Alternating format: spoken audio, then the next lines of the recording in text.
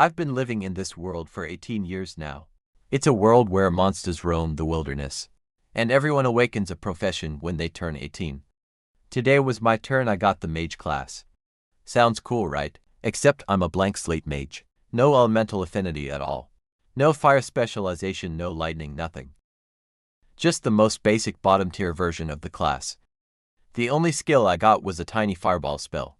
I was sitting on the couch in our family mansion, playing with the little flame dancing in my palm. I told it straight, look, you're weak but I don't mind. Your job from now on is lighting my cigarettes and warming up my food. We'll live the good life right here in this mansion. No need to go fight giant bosses out there. That's when things got weird. The fireball started shaking violently. Then messages popped up on my status panel. My own skill was yelling at me, calling me a lazy fish, saying it refused to be turned into a lighter, screaming that it wanted to grow stronger and become a world-destroying, forbidden spell before I could even react. The little fireball shot out of my hand and flew straight through the window, leaving behind an angry red trail. It literally ran away from home. My skill page updated fireball level 1 status. Ran away from home rage mode. A skill with its own personality. A skill that ditched its owner. I'd heard of wives leaving their useless husbands, but never a skill abandoning its master for being too lazy. Mom called me down for dinner. Our dining room is ridiculously fancy. A table for 20 covered in expensive dishes. Dad sat at the head of the table. He's one of the city defense commanders. A Thunder War God class. Mom sat beside him, the head of the biggest potion corporation in the city. A holy high priestess class, yeah. My family is kind of a big deal around here. I tried to quietly search on my phone for anything about skills running away, or skills having self-awareness. Nothing. In hundreds of years of everyone having professions, this had never happened before.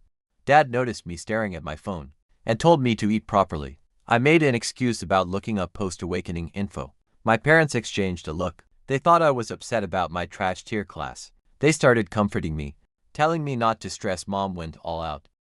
Just coast through college. Learn some life skills after. We've got 5-star restaurants you can practice cooking at, or you can manage my potion gardens. These mountains are all ours. You can raise fish, walk birds. Live easy as long as you don't gamble. I can support you for 10 lifetimes. Honestly, music to my ears. In my previous life I worked myself to death. Literally, I died from overwork. Now I've got a second chance, in a rich family, with more money than I could ever spend. Why would I grind? I put down my chopsticks and told them, with complete sincerity, Mom, Dad, don't worry. Starting tomorrow I'll help Mom spend money, and help Dad polish his medals. I'll be the perfect heir, son. Dad nearly spat out his soup. Mom's smile froze. I think they expected at least a little bit of fighting spirit from me. I went straight to legally mooching off my parents' mode. Without a second of hesitation, after I wolfed down my food and ran back upstairs to check on my runaway fireball situation, I could hear them talking downstairs. Dad was sighing about how hopeless I was. Mom fired back that it was his fault. He was the one who secretly swapped my training sword for a foam stick when I was a kid, because he couldn't bear to see me struggle. They argued back and forth, but underneath it all, I could tell they were genuinely worried. They're powerful now, but they won't be around forever. And with my lazy personality, I wouldn't just fail to protect the family fortune, it could actually get me killed. Then Dad suggested they try for another one. Mom blushed and called him shameless, but she didn't exactly say no either. He scooped her up and carried her off, going on about dragon meat, giving him energy. Meanwhile, I was upstairs staring at my empty palm, wondering where my runaway fireball went, and whether it would ever come back. I locked my bedroom door and threw myself onto the bed, immediately pulling up my skill panel. The fireball icon was still grayed out, half an hour gone, and it still hadn't come back. Then messages started popping up. My fireball had traveled all the way to the green grasslands, outside the city, a beginner zone for levels 1 through 3. It found a sharp-toothed rabbit munching on grass, and actually mocked it, before blasting it right in the teeth. 5 experience points came back to me, plus 1 point of skill proficiency. The fireball wasn't satisfied though. It thought the experience from such a weak monster was an insult to its dignity. It went charging off looking for stronger enemies, screaming that it wanted to fight 10 at once. I sat there staring at these battle logs, and something clicked. The experience was real. It was actually feeding back into my system. Even though the fireball had run away, it was still part of my skill tree. That's when it hit me. My cheat ability had finally arrived. 18 years I'd waited for something like this. Think about it, other people have to risk their lives fighting monsters in the wilderness. In this world it looks like a game. But death is permanent, no extra lives. No respawn but me. I could lie in bed while experience rained down from the sky. As long as my skill kept grinding, my level and proficiency would just keep climbing on their own. And the best part, perfect combat control. Mages at the same level can have wildly different power, depending on how well they aim and predict enemy movement during fights. That takes incredible talent and experience. But my skill had its own brain. It could aim, predict, and probably fight better than I ever could. This wasn't just a cheat, it was a fully automatic grinding hack. I leaned back comfortably and fluffed up my pillow. Sure, the fireball had a terrible attitude, but considering how hard it was working, I'd forgive it for leaving without saying goodbye. I also noticed that normally, casting skills drains your mental energy, but my fireball grinding out there wasn't costing me anything. Another perk of the skill becoming its own thing maybe. Then a new alert popped up. My fireball had been surrounded by a pack of 15 gray wolves, all level 1. But still, 15 against 1 was dangerous for any level 1 fighter. Hey, don't get yourself killed. Run if you can't win, I shouted without thinking. But what happened next blew my mind. The fireball wasn't scared at all. It was thrilled. It decided that killing enemies one by one was too slow and inefficient. So right there in the middle of a fight, surrounded by wolves, it started thinking, calculating and rearranging fire element patterns. It had a breakthrough. It figured out the secret of elemental fishing. All on its own, a new skill appeared in my panel. Multi-burst fireball. It could instantly split into 10 to 15 fireballs for carpet bombing with a secondary explosion. On impact, 15-second cooldown. All 15 wolves were wiped out in one blast. 75 experience points, massive proficiency boost. And my fireball stood over the pile of wolf corpses, blowing a smoke ring, calling them trash. I shot up from the bed. This was insane. I may not be the best student, but I know the basics. Skills in this world are ranked in 6 tiers. Basic, elementary, intermediate, advanced, legendary, and forbidden. Any mage can learn basic skills. But starting from elementary, you can't just read a skill book and automatically learn it. Multi-burst fireball is an elementary skill, involving element splitting and secondary detonation techniques. Even specialized flame mages can't learn it on their first try, let alone a blank slate mage like me. But my skill just figured it out by itself. Not even half a day since my awakening, I hadn't seen a single monster in person. I'd never even touched a skill book. My fireball just got annoyed that killing things one at a time was too slow, so it evolved on its own. My mind started racing. If this kept up, what happens when I hit level 10 and unlock a second basic skill? If I learn water arrow, will it get frustrated with being weak and grind itself into tsunami? If I learn earth shield, will it decide it's not tough enough and become absolute defense? If every element skill works this hard, then my so-called blank slate mage class could become an all-element forbidden spell archmage. I might actually become a god while lying in bed, and there's a big career exam in 3 days. Maybe this blank slate mage is about to shock everyone. One final message came through. The fireball thought the grassland monsters were too weak and was heading to the dark forest, a level 3 to 5 zone. It left me a note. Go to sleep and stop freaking out. Don't disturb my work. Fair enough. If my skill was putting in this much effort, the least I could do was stay out of its way. The best support I could offer right now was to not be a nuisance. For the sake of my skill's great grinding mission, I yawned and found the most comfortable position. I shall now sleep. Hail, little fireball. Good luck out there if you're not level 3 by morning. I'm going to laugh at you. 2 minutes later, I was out cold. I had no idea what my parents were up to after dinner. Apparently Dad's old rival called him late that night. A guy named Yahello. They'd competed their whole lives, and Dad always came out on top. But now Yahello's son had awakened as a flame mage, with S-rank fire affinity, which is genius level talent. Yahello called just to brag about it, and even offered to have his son help me level up. Like some kind of charity case, Dad hung up on him immediately. From what I pieced together later, my parents spent that night worrying about me. There's a big career exam in 3 days. Broadcast live across the whole city. Everyone only gets basic bronze equipment, so it's pure skill. Dad was afraid Zilei's son would show off.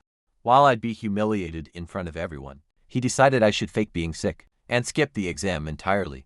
Mom agreed they'd rather I stay home, comfortable, than go out there and get laughed at. They even decided to try again for a second kid. Dad figured if Zilei wanted to compete through sons, then fine, they'd make a new one. As for me, they'd just shield me from all the hardship. For the rest of my life, even if I was useless, I'd be their most treasured useless son. That part was kind of sweet, honestly, in a painful sort of way. But here's the thing they didn't know. I woke up the next morning feeling amazing. Best sleep of my life. I lazily opened my skill panel and nearly fell out of bed. Level 3. I was level 3. I'd gone to sleep at level 1 and woke up at level 3, with 25% progress toward level 4. Both Fireball and Multi-Burst Fireball were at level 3, 2 in this world. Even rich family geniuses, with a full team carrying them, can barely reach level 3 on their first day. I did it in my sleep, literally. The Fireball status showed it was now napping. Its mood was listed as extremely exhausted. Kind of wants a midnight snack. It left me its battle report from last night. 158 sharp-toothed rabbits, 135 gray wolves, 112 poison spiders, and more. Its message said, I'm dead tired. Give me some fire element food to recharge, or I'm going on strike. I wasn't even mad at the attitude. Why would I argue with my own skill when it was grinding levels for me? Mom called me down for breakfast. I washed up, threw on some casual clothes, and headed downstairs, humming a tune at the table. Mom looked at me with this sad expression. I could tell she was trying to figure out how to bring up something difficult, probably the exam. She was working up the courage to tell me I should skip it, but then she paused. Something caught her attention. Mom is a holy high priestess. Her class gives her detection abilities. She must have sensed something different about me, because she suddenly used an inspection skill on me. I saw the moment her face froze. Level 3, her son, who was supposed to be a hopeless blank slate mage, who she was about to tell to stay home and skip the exam, was already level 3 overnight. So much for being a lazy, good-for-nothing second-generation heir. I could practically see the question forming in her head. Didn't you say you were going to sit around and mooch off us? When did you sneak out to grind levels? In the middle of the night, when I came downstairs for breakfast. I forgot one important thing. I was level 3 now, and my parents could tell. Dad shot up from his chair. Level 3? You were level 1 when you went to bed. My brain scrambled. I couldn't exactly tell them. My skill ran away and killed monsters on its own. All night? That would be insane. Nobody in the history of this world has ever heard of a skill developing its own mind. If word got out, who knows what would happen to me? This was my biggest secret. So in about 1/10 of a second, I put on a slightly embarrassed face and fed them a story. I told them I'd been lying in bed, feeling bad about being a blank slate mage. And even though I talked big about mooching off them, I was still their son, so I snuck out after they fell asleep and trained for a while. Mom and Dad's eyes went red instantly. They were so moved. Their lazy son wasn't actually lazy. He was just pretending not to care, so they wouldn't worry, while secretly grinding all night. As for how I reached level 3 so fast, they figured I'd just hired some high-level fighters to carry me. For our family, that kind of money is nothing. Dad got fired up and called in his trusted subordinate. Yihong Yushi walked in, looking like a warrior out of an action movie. Tall, sharp eyes, wine red hair in a high ponytail, black leather armor. She was the youngest elite captain in the city's special forces division. Dad told me that since I wanted to train, I should do it properly with Yihong Yu guarding me. Instead of sneaking around alone at night, I realized I had no choice but to go along with it. If I stayed home lounging around, the fireball would keep going out to kill things anyway, and then I'd have no way to explain why. I kept leveling up while lying on the couch. Fine, going outside to train was just going outside to lie down. Somewhere different. The fireball did all the work, without draining my energy anyway. Then I remembered the fireball's message about wanting fire element food.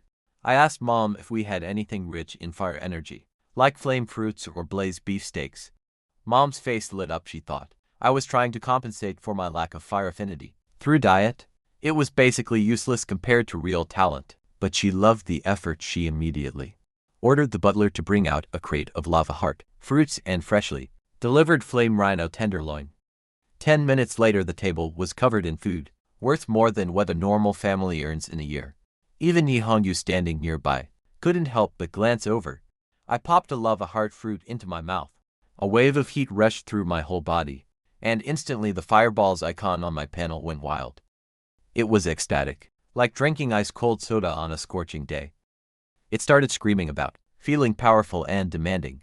I let it out to burn things. I had to calm it down. I told it we needed ground rules. First, stay within 500 meters of me when we're outside. It grumbled but agreed for the sake of the meal. Second, I told it to stop being so obvious. Normal fireballs get launched, hit something and disappear. Mine was hovering around in the sky, looking for the next target, like some kind of autonomous drone. That's not normal, so after each hit, it needed to vanish and pretend to be a regular fireball. The fireball lost it. It said it was destined to become a forbidden spell, and refused to sneak around. Like a coward, I played my trump card. I waved a piece of sizzling flame rhino steak in front of my mouth, and told it straight, if you don't behave, I'll eat nothing but plain porridge from now on. Not a single spark of fire energy for you. It went silent. The icon flickered a few times. An epic internal battle between pride and appetite. Appetite won, it agreed, but made sure to clarify this wasn't cowardice. This was a tactical retreat, for the sake of longer-term slaughter, sure. Whatever you say, buddy. I promised it that as long as it cooperated, I'd feed it not just flame rhino, but even red dragon heart meat as a snack someday. Its anger meter dropped to 0 instantly. Status excited. I finished eating, wiped my mouth and told you we were heading to the dark forest. A level 3 to 5 zone. Mom got nervous. The place was full of wolf packs and poisonous spiders, and I had 0 combat experience as a fragile mage. But Dad waved it off, pointing at Yi Hongyu. She promised that as long as she was breathing, nothing would touch me. Dad's expression shifted when he gave Yi Hongyu her final order. Pure military commander. If there's any uncontrollable danger, whether it's a person or a monster, eliminated immediately. No need to report. A chill ran through the dining room for a second. I broke the mood by heading for the door. Dad, Mom, see you tonight. I want stir-fried red dragon for dinner. The fireball started drooling on my skill panel. Status thrilled and hungry. Damage bonus plus 100%. Mom called after me that she'd start preparing it right away. A black military SUV dropped us off at the entrance to the dark forest. Yi Hongyu got out, first scanned the area for threats, then opened my door. I stepped out and stretched.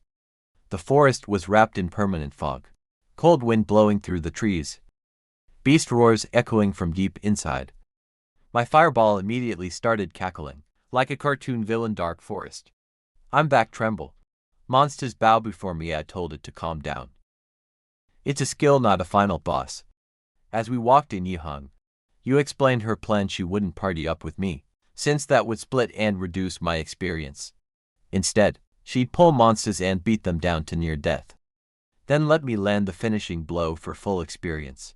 She stopped when we reached Shadow Wolf territory. These level 3 wolves were known for speed and agility, extremely hard to hit. She suggested we skip them and go find ironhide boars instead, since those were slow and better for target practice. She figured that with my blank slate mage accuracy, hitting a fast-moving wolf would be nearly impossible, even if she left it half dead. I shrugged and told her to go ahead and try. I said I was confident in my aim. She looked puzzled. Where was this confidence coming from? Even an S-rank flame mage on their first day couldn't hit a shadow wolf.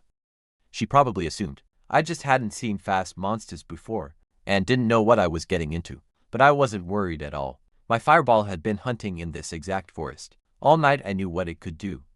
She agreed to give it a shot and gripped her daggers tighter, promising to jump in if I missed. Right on cue, a gray-black blur exploded from the bushes. A level 3 shadow wolf lunging straight at us. Yi Hongyu moved faster than I could blink. She intercepted it midair, slashed its front legs and belly, then landed a perfect side kick to its ribs. The wolf crashed to the ground, badly wounded but alive now. Young master, I gave the command in my head. Go, little fireball. The fireball launched from my palm, streaking toward the wolf, but the wolf, even injured, rolled to the side at the last second, using its innate skill, Shadow Flicker. The fireball sailed right past it, Yu's heart sank. She thought it was over. A blank slate Mage's fireball flies in a straight line. Once it misses, it misses. She was already moving to finish the Volf off herself. Then she froze the fireball that had clearly missed. Suddenly stopped in midair. Then it whipped around in a sharp U-turn and flew right back at the Volf. The fireball was furious that something dared to dodge it. The returning fireball slammed into the Volf. With perfect accuracy, the Volf exploded. 20 experience points, and just like I told it to. The fireball vanished right after the kill. Good, it kept its promise. But Yu was standing there with her eyes wide open, staring at where the flames were still fading. I could practically hear her brain short-circuiting. What she just witnessed, a fireball changing direction mid-flight after missing its target. That's an advanced technique called second stage mental guidance. It requires incredible precision and control over your spiritual energy. It's something experienced, high-level mages struggle with, and she just watched a blank slate mage who awakened yesterday pull it off on his first try. Yu looked at me after that first Volf kill. I was just standing there with my hands in my pockets, totally relaxed. She couldn't wrap her head around it. A blank slate mage who awakened yesterday, pulling off a mid-flight fireball redirect, like it was nothing. The fireball meanwhile was rolling its eyes in my head. It thought bending one little curve was barely worth mentioning. It bragged that if it did a full spinning trick, shot with zigzag movements, and drew a heart shape at the end, this woman would probably faint. I told it to shut up. Yu composed herself and suggested a new strategy. Since accuracy clearly wasn't an issue for me, she'd go deeper into the forest, pull monsters, beat them to near death, and throw them my way for me to finish off. Maximum efficiency, perfect. I didn't even have to move. She dashed into the trees, and I looked around for a comfortable spot. I found a nice crook tree, sat down against the trunk, pulled out my phone and started playing a mobile game. The forest had signaled thankfully. The fireball was going crazy wanting to fight, but I told it to wait. Yu was bringing the monsters to us. A few minutes later she came flying back, launching a crippled shadow Volf through the air, toward me. Young master incoming. I didn't even look up. I was in a critical team fight on my phone. Die, you idiot marksman. Stop feeding. The fireball handled it. One perfect hit on the airborne Volf. Instant kill, 20 experience. You landed nearby and started to compliment my aim. Then she saw I was playing a game, and hadn't raised my head once.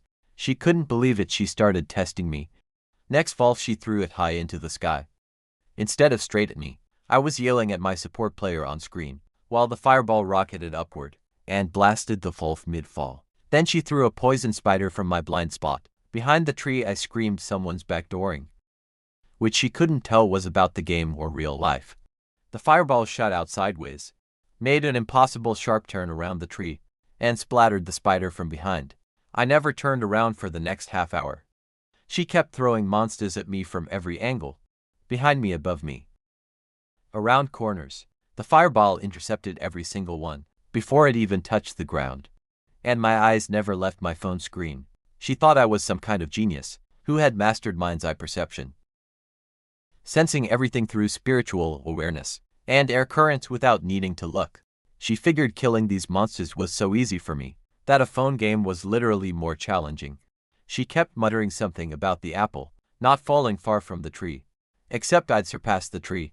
If only she knew the truth. I wasn't multitasking at all. The fireball was doing everything by itself. I was genuinely just playing my game. By the time the sun started going down, I hit level 5, both me and my fireball. I'd also won 5 ranked matches in a row. Best day ever. Yu came out of the forest exhausted. Even as a high-level fighter, pulling monsters all day had worn her out. She congratulated me. Reaching level 5 on the second day was seriously fast. I told her it was all thanks to her great monster pulling, which was true honestly.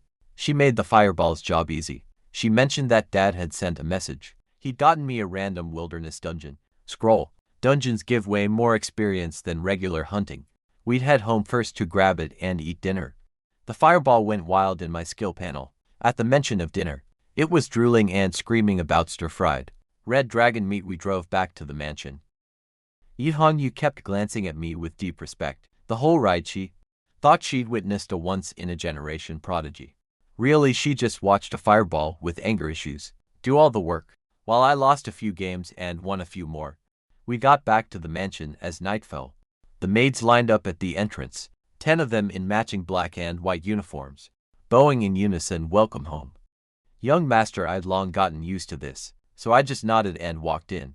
Mom was waiting in the hall, looking elegant even in casual clothes. She rushed over, grabbed my hands, checked me for injuries, and noticed my clothes were barely dirty. She dragged me straight to the dining room. The table was incredible. Everything was red.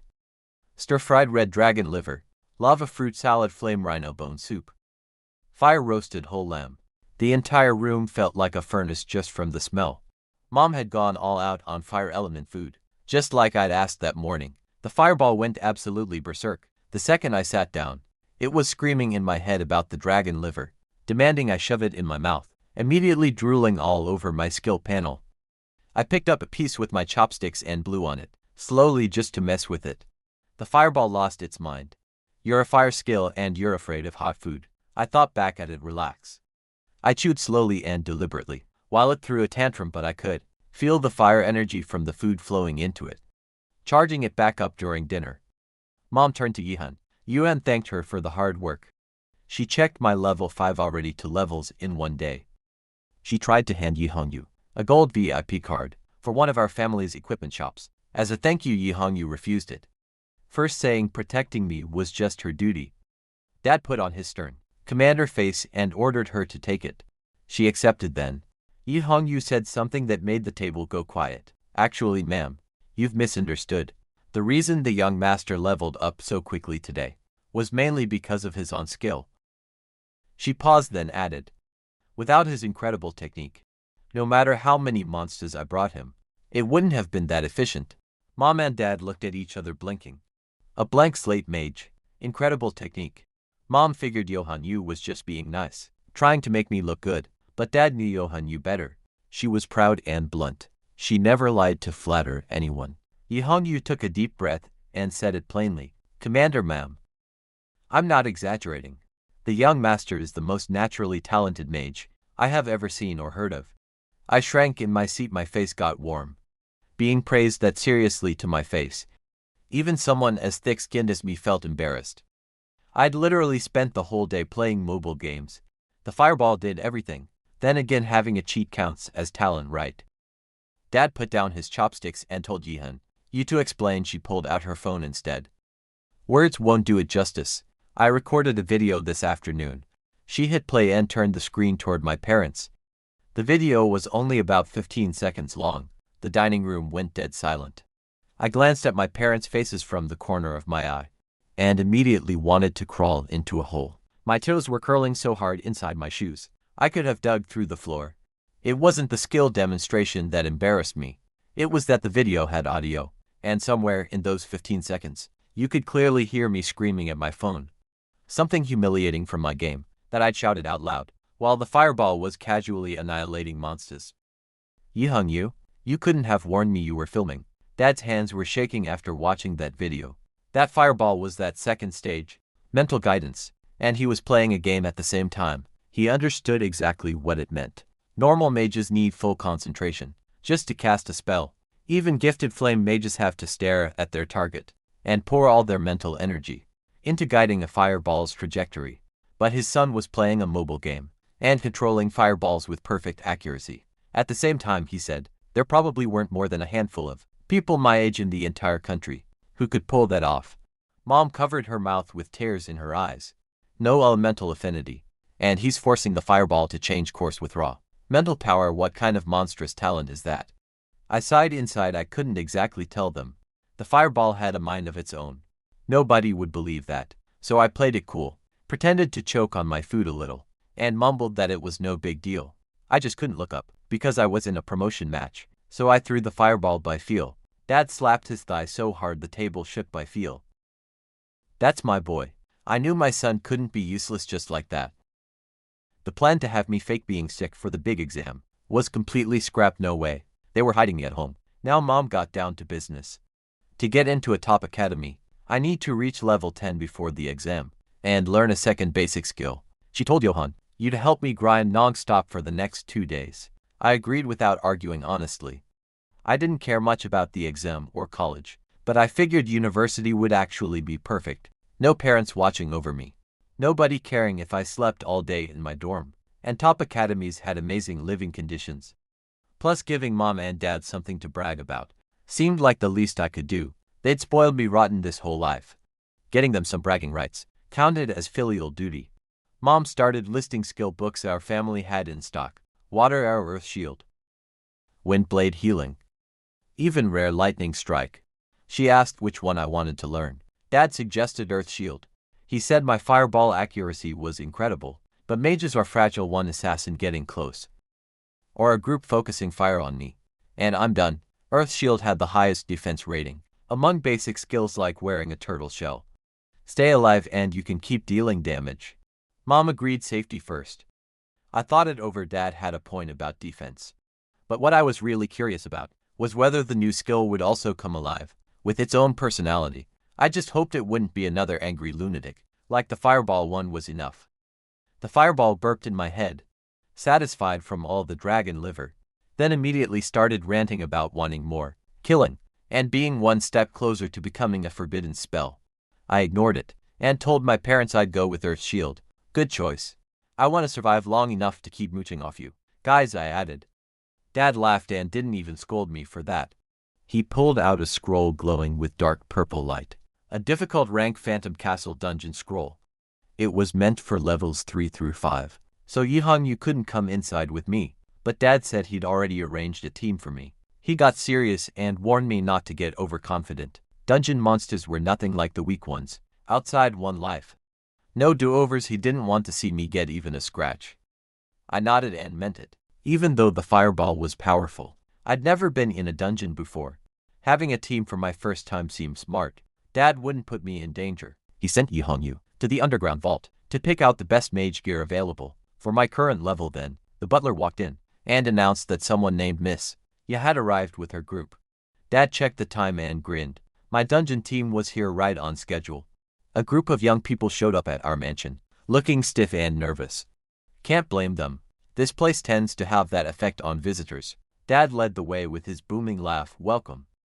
Make yourselves at home. The team leader was a girl named Hua. She wore a light blue mage robe, had long flowing hair, porcelain skin and cold eyes that basically said, "Don't bother." She was famous. The Ice Queen beauty from the school next door, with a line of admirers stretching across the city. She'd awakened as a water mage, with a rank water affinity. Behind her were 3 others. Jonkai, a tall, skinny ranger with a long bow. Wang Ming, a big beefy shield warrior. And Liu Weiwei, a shy little priestess with twin ponytails. Mom gushed over Xiaoqing Yue's looks. I shook her hand politely but didn't feel much. The cold, untouchable type was too much work. This was just a dungeon run, nothing more. She seemed mildly surprised I wasn't staring at her, like every other guy apparently does. Dad explained that all their fathers were his old military subordinates. These kids had been in combat training since childhood, way above average students in terms of fighting ability. All 4 were level 4, with good equipment and solid teamwork. Then Yihongyu walked in carrying a pile of gear. Glowing faint orange, everyone's eyes went wide. Is that the legendary rank purple cloud set? The best mage gear under level 5. Jonkai practically drooled. Even Xiaoqing Yu's composure cracked for a second. In this world, equipment goes from bronze up through silver, gold, diamond, legendary, and mythic. Giving it today old blank Slate Mage a full legendary set as a starter kit was absurd. Overkill. I didn't think much of it. Yo, you helped me put everything on like I was a mannequin. The gear fit nicely, then dissolved into sparkles and merged invisibly into my body. All equipment in this world auto-hides when you're not fighting, so I looked like I was wearing regular clothes again. I checked the stats and my jaw nearly dropped. The whole set was built around one thing: cooldown reduction. Every piece stacked it. The total came out to 60% shorter cooldowns. My fireball's 3-second cooldown became 1.2 seconds. Multi-burst fireball went from 15 seconds down to 6. That was insane. I caught Jonkai and Wang Ming exchanging a look. I could read it on their faces: jealousy.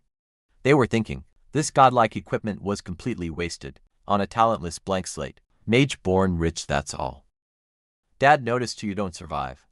Decades of war without learning to read people. He pulled me aside and dropped his voice. Dead serious, son. Remember we paid for this dungeon scroll, and we're paying them too. You're the boss, they're the hired help. He gripped my shoulder. In dungeons, people die when real danger hits. Human nature takes over self-preservation first. Some might even get ideas about your equipment. Then he glanced back at the four of them, and raised his voice just enough for them to hear. If anyone gives you a hard time in there, or makes you feel bad in any way, you tell Dad I'll tear their mouths apart. He wasn't being subtle about it. He wanted their fear of him to outweigh their fear of any monster. That was his way of keeping me safe.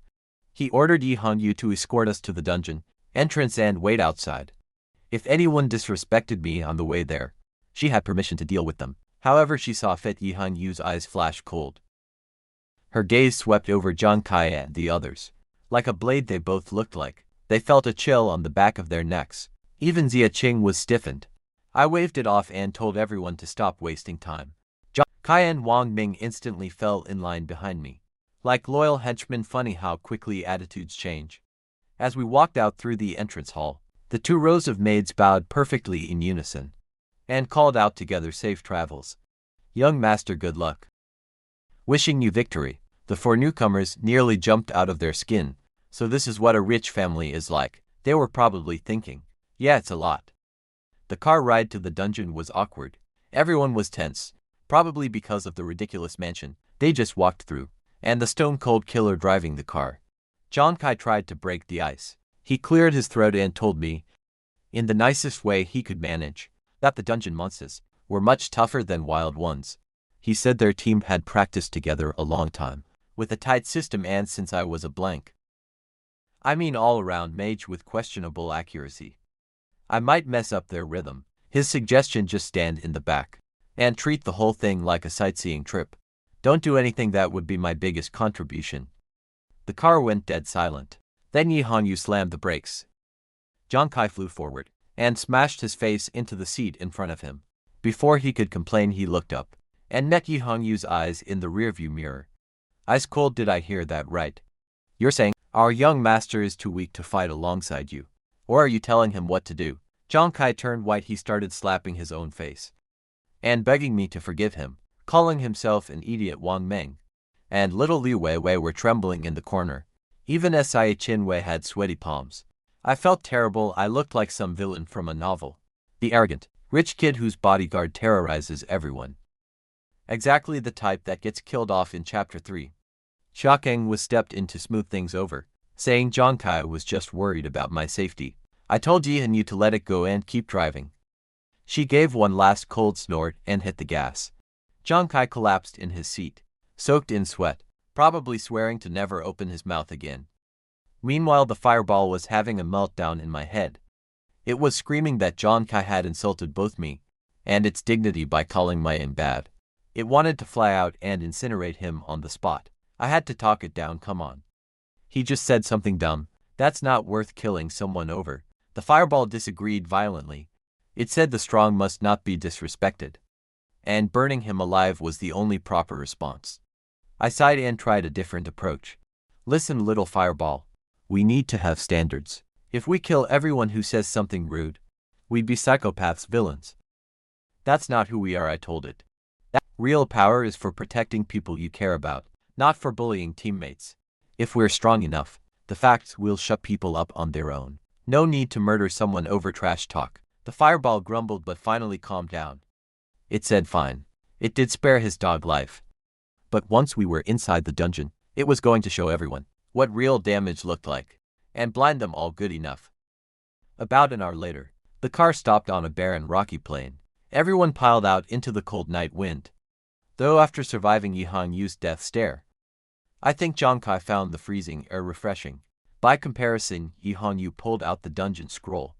As it burned away, the air in front of us tore open with a deep hum, revealing a glowing purple crack in space. The dungeon entrance. She turned to me one last time. Be careful in there, don't try to be a hero.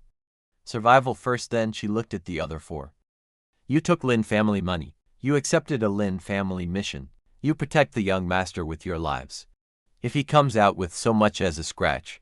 Zhang Kai and Wang Meng were nodding so fast, their heads nearly fell off.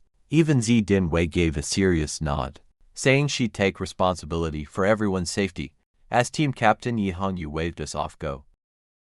We stepped through the purple crack and the world spun. When I opened my eyes, we were standing in a creepy castle hallway. Black stone walls, covered in dead vines and stinking moss, with skull-shaped lanterns, burning blue ghost fire every few meters. This place is pretty grim, I said. The fireball instantly lost it. It was outraged by the blue flames. It called them fake fire, a disgrace to the dignity of real flames, heresy against the fire element. Its status updated to angry purifier, with a vow to burn every last fake flame in the dungeon, and because it was so worked up, it gave itself another damage buff, plus 100% against undead monsters. I just shook my head, getting angry because fire was the wrong color.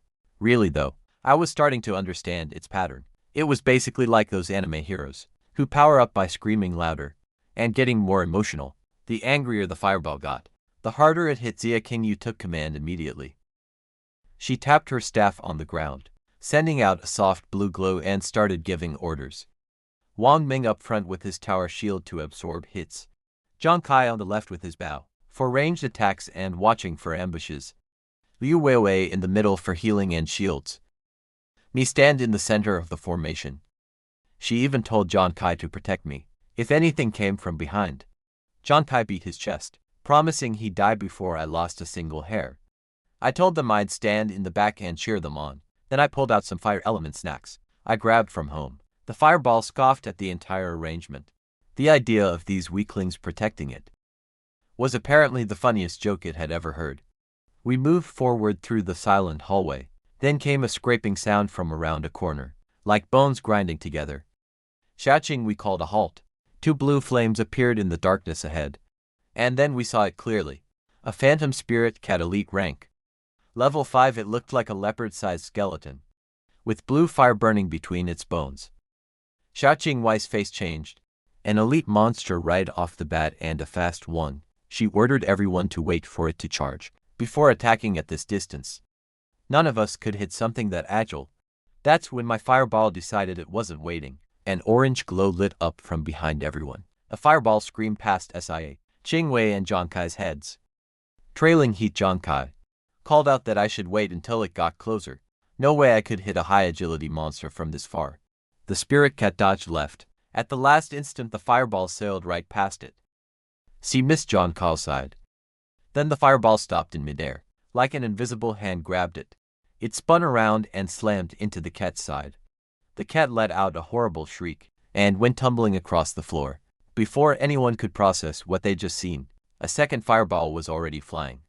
Thanks to my purple cloud gear cutting cooldowns by 60%, my fireball's 3-second cooldown was down to 1.2 seconds. The first one had barely exploded before. The second was on its way. Then a third. The spirit cat tried desperately to dodge. It couldn't escape any of them. 3 explosions. The level 5 elite monster was reduced to a pile of bone fragments. The whole thing took maybe 4 seconds. Nobody else had moved. Everyone was staring at the pile of bone fragments. Then back at me. Zhang Kai's voice came out dry and cracked dead. Just 3 fireballs. Sia Qingwei looked shaken too. As an A-rank water mage and a top student, she knew the math. Even an S-rank flame mage would need at least 6 fireballs to kill a full health level 5 elite monster. I'd done it in 3. And that midair stop and redirect control was something even the best fire mage students in the national exams couldn't pull off. I crunched on a spicy fire element nut from my snack bag. The sound echoed through the quiet hallway. I held a few out to everyone. Want some pretty spicy? They just stared. That's when it probably hit them. I've been snacking while doing all that, and no thanks, Zhang Kai mumbled. I shrugged and put them away. Well, what are we standing around for? This place gives me the creeps. I want to finish and go home to sleep. That snapped them out of it. Zhang Kai started falling over himself, calling me a hidden master and saying those 3 fireballs were pure art. Wang Ming joined in with the flattery. Even Zia Qingyu was looking at me differently. She'd come in expecting to babysit a dead weight rich kid. Now she wasn't sure who the dead weight actually was. She adjusted the strategy. Since I had serious firepower, we could push faster. Wang Ming took point and picked up the pace. Then Luo Wei's face went white. And monsters, so many monsters. We all looked where the first cat had appeared. Dozens of glowing blue eyes were lighting up.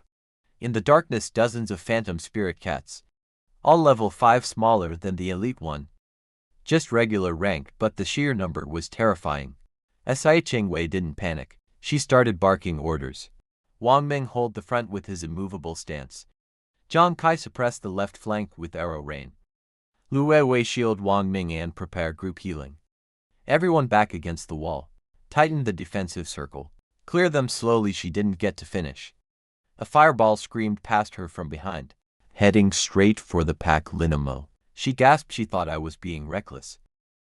Charging in against dozens of high-agility monsters could trigger a full swarm. Then the fireball shattered violently and split apart in midair. It became 15 separate fireballs, raining down on the cats like a meteor shower. Multi-burst fireball. That's an elementary rank fire skill. Sai Chingwei recognized it instantly. The explosions were deafening. Fire erupted everywhere. Kill notifications flooded my panel. 40 experience each over and over. The fireball was cackling in my head, bragging that it had just invented this move yesterday. Zi Chingwei recovered fast and started shouting for the team to help clean up any survivors. Wang Ming should finish off stragglers. Zhang Kai should pick off anything with low health. But honestly, they barely needed to do anything. -1 seconds later, my cooldown was back. A second multi-burst fireball split into another 15 projectiles and carpet-bombed whatever was left. Under 30 seconds, every single cat was dead. Xijing was stared at the piles of shattered bones. In her original plan, this fight would have taken the whole team. 10 minutes of careful positioning and coordination. It took me less than half a minute. That was incredible. Lin Mo Zhangkai managed weakly. Everyone turned to look at me again. I was just standing there munching on my snacks. I felt kind of awkward. I hadn't done anything. I just ate nuts and watched. This was all the fireball's work. It had nothing to do with me. Xiaqianju couldn't help herself. She asked me how many skill books I'd used to learn. Multi-burst fireball. In her mind, a blank slate mage. Learning an elementary skill without elemental affinity would require dozens, maybe hundreds of expensive skill books. Each one cost 6 figures in national currency. I scratched my head. Skill books. Never seen one. She froze. You mean you didn't use any? Yeah, I shrug. You just split it apart and make it explode, right? Is it that hard? The fireball went ballistic in my head. It screamed that it had nearly killed itself, figuring this out, alone on the grassland while I was sleeping. And now I was taking credit like it was nothing. It called me shameless and said stealing its hard work would bring me bad karma. I shut it up with one sentence. You still want that stir-fried red dragon tonight? Instant silence. Status updated to enduring humiliation damage plus 100%. I had to admit showing off a little felt pretty good. Zhongli jumped in with an excited analysis. He pointed out that even S-rank fire mages, who learned the skill through books, could only split 3 to 5 fireballs. At first I just split 15. Which meant my mastery was at the absolute peak level. That couldn't be achieved by cramming skill books. He declared me the greatest mage genius in history, and said all those S-rank mages should go raise pigs. Sai Chingwei looked uncomfortable. If S-rank should raise pigs, then her rank should go play in mud. I waved them off and said it was just luck. Let's keep moving so I could go home and sleep. Xiao Qinhua looked at me with even more respect. Not just incredible talent, but humble too. She thought I was some kind of wise master. Really, I just wanted to go to bed. We pushed forward at full speed, with me providing firepower. Everything was going smoothly, but outside the dungeon things were going very wrong. From what I learned afterward, about 30 minutes into our run, Johan Yu felt a tremor from underground. A dark evil energy suddenly covered the whole area. The dungeon entrance, which had been glowing purple, turned pitch black like a demon's eye opening. Johan Yu's face went white. She recognized it immediately. Abyssal corruption in this world. There are permanent dungeons that are stable and safe. Then there are temporary dungeons, opened by random scrolls like ours. These temporary dungeons have an incredibly rare chance of being invaded by energy from another dimension, causing them to mutate. The probability is 1 in 100,000. The city hadn't seen a case in 8 years. Here's what made it terrifying. Normally if things go bad in a dungeon, you can crush a return scroll and teleport out instantly. Yihongyu had given me several before we went in. That was her safety net, but when a dungeon goes abyssal, return scrolls stop working. The only way out alive is to kill the final boss and clear the dungeon. Yihongyu's hands were shaking as she called my father. Dad answered cheerfully, assuming I'd already cleared the dungeon. Then Yihongyu told him what happened. I heard later that a teacup shattered on the other end of the line, followed by Dad screaming that he was coming immediately. Meanwhile, I was inside the dungeon munching on snacks, completely unaware that our little dungeon run had just turned into a death trap. Things got weird fast. The air inside the dungeon changed. That damp, rotting smell turned into something sweet and bloody. The skull lanterns on the walls flickered and shifted from blue to dark purple. Xiaoqing was stopped dead in her tracks. She kept looking around, checking and rechecking, then said two words that made everyone's blood run cold. Abyssal corruption. Zhang Kai panicked and pulled out his return scroll. Nothing happened, the scroll was dead. It was real, we were trapped. Lu Weiwei started crying. Wang Meng's hands were shaking on his shield. Zhang Kai looked at me with tears in his eyes, asking what we should do. Somewhere along the way, I'd become the person everyone turned to. Instead of Xia Qinghu, I was cursing my luck internally. 18 years in this world, I finally get a cheat ability. And on my very first dungeon run, I hit a 1 in 100,000 disaster. Unbelievable. The fireball, on the other hand, was having the time of its life. It was literally inhaling the abyssal energy from the air, trembling with excitement, calling the atmosphere beautiful, and a calling from hell. Its damage against abyssal monsters jumped to plus 200%. Of course it was happy. This thing loved chaos.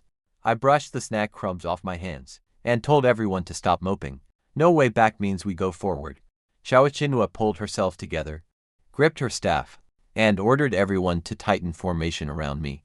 We were pushing through. The rest of the dungeon was brutal. The corrupted monsters were way stronger and way more aggressive, but between my gear's cooldown reduction and the fireball's insane abyssal damage buff, we fought our way to the deepest part of the dungeon. I hit level 6, everyone else reached level 5. We stopped in front of a massive black door, 10 meters tall. Xiqing's voice was hoarse. The boss is behind this. The door opened on its own. A wave of pressure slammed into us.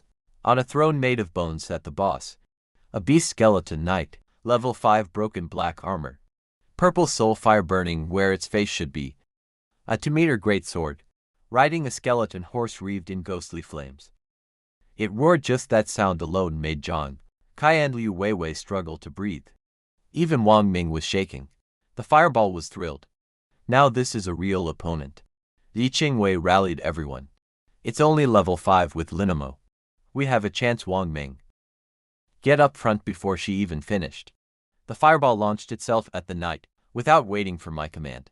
With that 200% damage bonus, the explosion was enormous. Zhang Kai cheered. Direct hit. Then the smoke cleared. The skeleton knight hadn't moved an inch. A translucent purple shield shimmered around it. My strongest attack hadn't even scratched it. The fireball was stunned. It couldn't believe it. 200% bonus damage and nothing. The knight stood up, mounted its skeleton horse and charged straight at us. The ground shook. Wang Ming screamed and slammed his tower shield into the ground. Activating his defensive skill, the knight's great sword came down on it. One hit. Wang Ming went flying, shield and all spraying blood, crashing into a wall 15 meters away. Liu Weiwei screamed and ran to him. Zhang Kai's face went gray. If my fireball couldn't even dent the thing, what chance did any of us have? I wasn't panicking, but I frowned. This was a real problem. I told the fireball to keep shooting and push the knight back. Don't let it get close to the team. It didn't need to be told twice.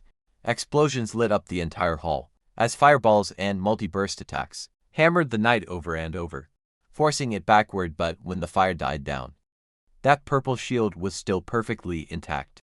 Not a single crack without breaking that shield. This boss was unkillable. Then I noticed something. The fireball had stopped ranting. It was staring at the shield, completely silent for once. Its status updated. Deep thinking. Intelligence currently seizing the high ground. I raised an eyebrow. Was my fireball about to have another breakthrough? The skeleton knight locked its eyes on me. It figured out I was the only real threat. Kill me and the annoying fireball stop. It lowered itself on that skeleton horse and prepared to charge. Shakinju jumped in front of me. Her face was covered in dust, and she looked ready to die. Linmo, run. I'll hold it off. Wang Ming dragged himself over too. Shield up, blood still on his chin. I'll buy you time, go. I kicked Wang Ming in the butt. Are you guys stupid? Run where? Hide somewhere until we starve to death. Sai Chenghua blinked, caught off guard. I looked straight at the skeleton knight. We kill it. Walk out the front door with our heads held high. If one hit doesn't break the shield, we hit it 100 times, we end it. That snapped everyone back. Jonkai crawled to his feet, legs still shaking, but with a desperate fire in his eyes. Screw it, we're dead either way. Let's fight. Wang Ming wiped the blood from his mouth and gripped his shield again. Whatever Linamo says, we do. Meanwhile, the fireball was going through something in my head. It knew it needed to concentrate all its power into a single point to punch through that shield. It kept trying to compress the fire energy, tighter and tighter, but every time it squeezed too hard, the elements burst apart in all directions. Too unstable, I couldn't help myself. I gave it a hint, spin it. When something rotates fast enough, all the energy gets locked into the center. It stops scattering. Maximum rotation. Maximum penetration, get it? The fireball went dead quiet. Then a flash of understanding hit it. It started rearranging element patterns at blinding speed. Seconds later, a new skill, explosive spiral dragon shot. An elementary rank, single target ability with massive fire damage. 30-second cooldown. Hearing just spin. It sounds simple, but actually, doing it with fire elements is nearly impossible. Fire is the most volatile element. Compressing it while spinning it at high speed should cause it to collapse and explode in the caster's hands. Only something as freakish as my fireball, with its own consciousness and insane elemental control, could pull it off. From a two-word hint, I raised my right hand slowly, pointed at the skeleton knight like a finger gun, and smiled. Watch this. Xia Qinghua, mage needs more than area attacks. You need a kill shot too. Everyone stared at me in disbelief. Another new skill just like that. A fireball formed at my fingertip. Then it started shaking violently and spinning faster and faster. The air around us got sucked inward, forming a visible vortex. The fireball shrank rapidly. Fist-sized, then ping-pong ball, then just a tiny point of dark red light. The color had shifted from orange to deep crimson. Despite being tiny, the energy inside was so dense that the space around it started warping. Like heat waves, wind whipped my robes and hair back. In that moment, the fireball's voice and mind overlapped perfectly. Break! I pulled an imaginary trigger. The fire screamed forward with a sonic boom, trailing a spiraling tail of flame behind it. The stone floor cracked and shattered in its wake. The explosion shook the entire hall. That single shot punched clean through the purple shield, shattering it into glittering fragments. The skeleton knight was blown dozens of meters backward, smashing through its own bone, thrown in a cloud of dust. Jonkai's jaw was on the floor. It broke. Everyone stood frozen. One hit, that impenetrable shield. That made all our attacks useless. Destroyed in a single strike. I blew on my fingertip, which was still hot, and looked at the stunt team. What are you standing around for? Hit it while it's down now. While we were fighting for our lives inside the dungeon, a whole circus was happening outside. From what I heard afterward, the place had turned into a military operation. Dozens of searchlights, hundreds of armed soldiers. Yellow warning tape everywhere. Around the dungeon entrance, Dad came crashing down from the sky like a human meteor. He hadn't even dressed properly. Just a black coat over his bare chest. Eyes bloodshot. Mom appeared beside him, face pale but standing tall. She was too proud to show weakness in front of all these soldiers. Yihun, you briefed them. We'd entered 45 minutes ago. The dungeon went abyssal 10 minutes after that. Mom's voice trembled. How could this happen? It hasn't happened in years, and it hits our son. Dad's fists were crackling with lightning. He was barely holding it together. Then things got worse. A convoy of black military vehicles pulled up. Out stepped Zile, Dad's lifelong rival. The other city defense commander, wearing a press suit and gold-rimmed glasses. Behind him was his pride and joy. Zu, the S-rank flame mage prodigy. plus a squad of 4 elite young fighters. All level 5, all decked out in legendary gear. Jalei asked about our team composition, when Yihanyu listed it out. 1 blank Slate Mage 1A rank. Water Mage to be ranks and a rank healer. All around level 4 with gold tire equipment. Jalei's frown deepened. His son Ziyu smirked behind him.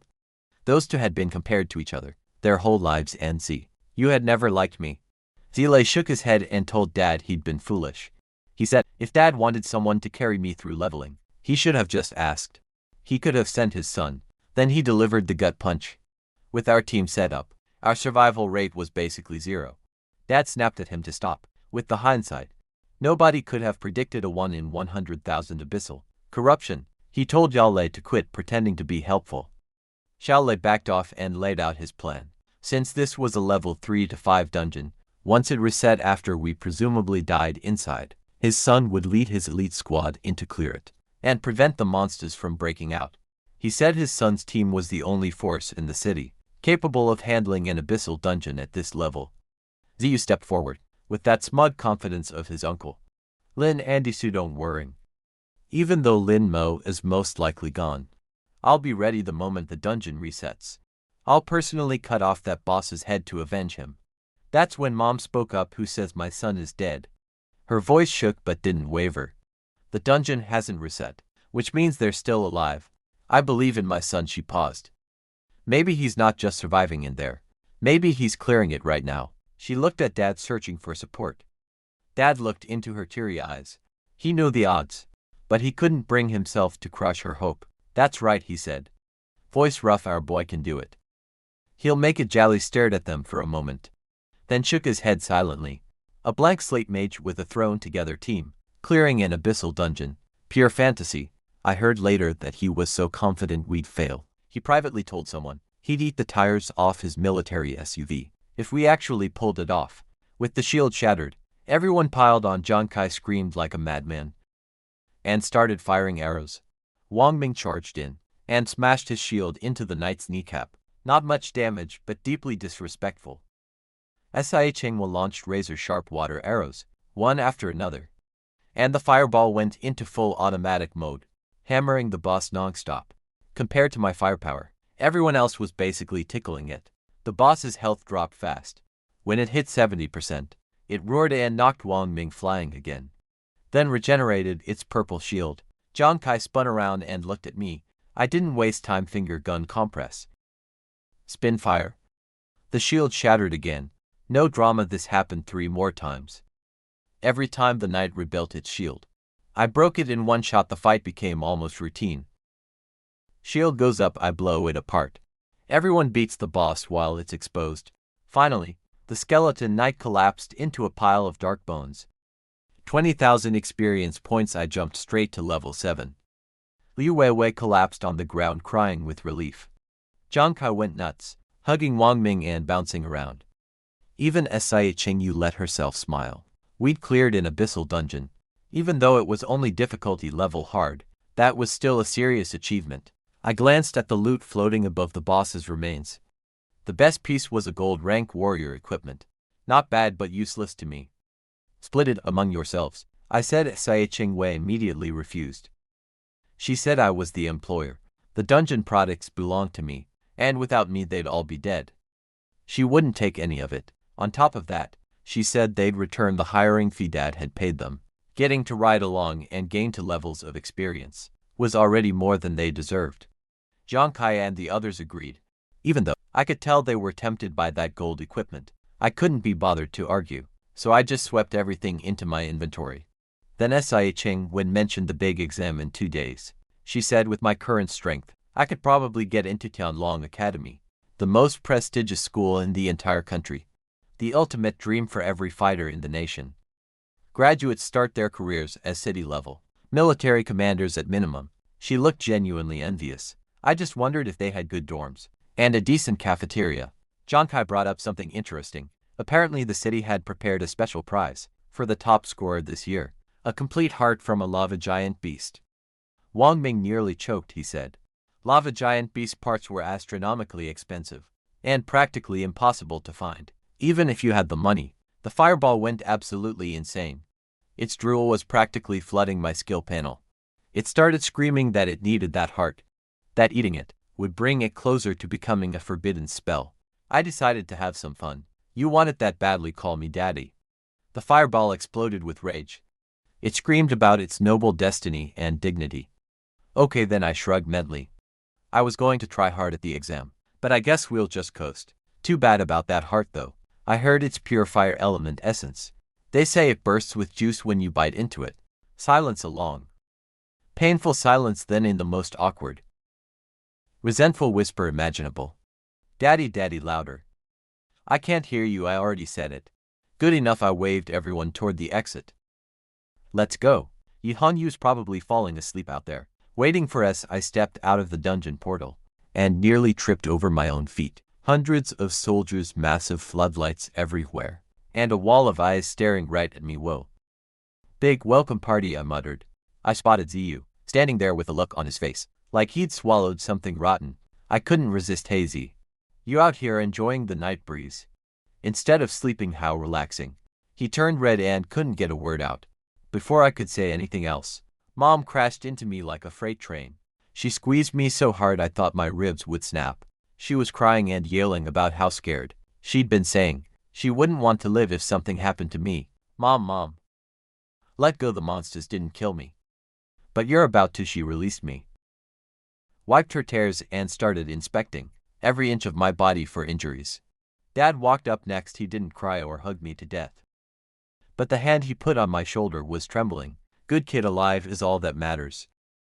Then he looked past me at Ziqingwei and the others. His eyes narrowed. They were barely scratched, just dusty and tired. He couldn't understand how a team could come out of an abyssal dungeon almost completely unharmed. Xiaokeng was stepped forward and bowed deeply. She told my parents everything, that I'd single-handedly shattered the final boss's shield, delivered over 90% of the total damage, and basically carried the whole team. Without me, they'd all be dead. She pulled out a bank card and tried to return the hiring fee, saying they didn't deserve payment since they'd barely contributed and had gained to free levels, plus a record-breaking clear on their resumes.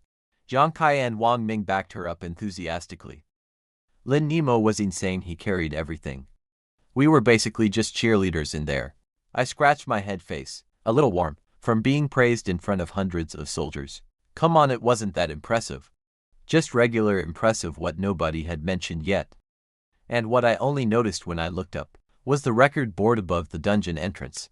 The 18-year-old speed record had been erased. Our names were up there now. 1 hour 5 minutes, 22 seconds. We'd broken the record in an abyssal, corrupted dungeon with a team of rookies. Dad was barely containing himself. He pushed the bank card back into Xiaoqingyu's hands, laughing when Lin Tianhao gives money. It doesn't come back, Mom gently insisted too, telling Xiaoqingwei to use it for recovery supplies after surviving a trip through hell together. Xiaoqingwei finally accepted. Dad sent someone to drive Xiaoqingwei's team home, then turned back to me with the biggest grin I'd ever seen on his face. Meanwhile, I caught a glimpse of Zilei standing off to the side. His face was frozen in disbelief. His son had been all geared up to heroically charge in and avenge me, and instead I'd walked out without a scratch, with a broken record to boot. I remembered hearing he'd promised to eat his car tires if I actually cleared it. I wondered if he was thinking about that right now. From what I found out later, Zilei wasn't done scheming. He told one of his officers to approach Ziqingwei and offer her money to throw the upcoming city exam, because his son, Ziyu, absolutely needed to win first place. The prize for the top scorer was a complete lava giant beast heart of fire element treasure, so rare that money alone couldn't buy one. Jali wanted it for his shrank flame mage son. At any cost, the fireball would have burned down a building if it knew someone was trying to steal its precious snack. Good thing it was too busy drooling over the thought of biting into that heart to pay attention to anything else. The fireball was whining in my head about being starved after using the explosive spiral dragon shot too many times. My own stomach was growling too. I told Mom I needed food before anything else, something with lots of fire energy. Mom instantly went into action mode, promising to get her 5-star chef team cooking immediately fire dragon meat, Chilean arm deep sea flame marrow soup, Whatever you want, Dad, meanwhile, was staring at the spot where Zilei's convoy had disappeared. He was fuming. Zilei had shown up with his son's team, all ready to go, basically assuming I was already dead. Surprised, Dad turned to me with fire in his eyes. Son, with talent like yours, we can't waste it. I'm calling in the 3rd Special Forces Squad tonight. We're locking down this entire area. They'll pull monsters, beat them to near death, and deliver them to you. We're grinding all night before the exam. We're going to crush you. I froze mid-daydream about dinner all night. I just survived an abyssal dungeon, and now I'm supposed to pull an all-nighter before I could object. Mom did it for me. She smacked Dad's hand away and started yelling. Are you insane? He just barely escaped alive. His mental energy is drained. You want to work him to death. I was mentally giving Mom a standing ovation. The fireball, of course, had the opposite opinion. Sleep. Only weaklings sleepy and then get back to killing. I'm going to become a forbidden spell. This is nothing. I ignored it. But then a thought hit me. If I went home and slept, the fireball would definitely sneak out and grind on its own. I'd wake up several levels higher and have to explain it again. Oh yeah? I secretly went out training at 3 a.m. again. That excuse was getting thin. Dad sweet-talked Mom with a compromise. He'd have my actual bed hauled out here from the mansion. The Special Forces team would do all the fighting, deliver near-dead monsters right to my bedside, and all I'd have to do was flick a finger for the final hit, lying down in my own bed with my silk sheets. Mom hesitated, sleeping outdoors. That's ridiculous. I knew I had to commit. If I was going to be stuck out here anyway, at least there'd be a bed. The fireball would handle the killing, and I'd actually get to sleep. Everybody wins. I put on my most determined face, clenched my fist, and delivered a speech worthy of a war hero. Mom, Dad's right. I'm tired, but I refuse to let this family down. One sleepless night for the exam, for the Lin family's honor. I'll do it. Mom's eyes went red with tears. What a brave, selfless child. If only she knew I was planning to sleep through the whole thing. She pulled out a skill book, glowing with earthy brown light. She'd prepared it that morning. The Earth Shield, basic skill we talked about at breakfast. I couldn't learn it until level 10, but at the rate things were going, with the Special Forces Squad feeding me kills, I'd probably hit 10 by morning. I wondered what the new skill's personality would be like. Please, anything but another angry maniac. One was plenty. Dad started barking orders at his officer. Bring the 3rd Special Forces Squad. Disassemble my bedroom and transport the bed out here.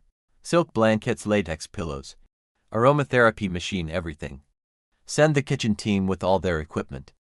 10 minutes. The officer stood at attention and saluted, but I could see the sweat on his forehead as he turned away. Even military veterans weren't used to this level of rich family insanity. Dad told Yu to watch over me, then got ready to leave with Mom. She held my hand and fussed over me about 5 more times before finally getting in the car. As they were pulling away, Dad leaned out and shouted, "Go get him, son." I thumped my chest and pointed at him. Dad, that city championship is mine. Not even Jesus could stop me. My parents smiled at each other proudly in the car. Then Dad turned to Mom. Hey honey, who's Jesus? No idea. Probably one of his classmates. Oh, okay. They set up a massive luxury tent on the wasteland. Persian carpets on the floor, a long table covered in freshly cooked food.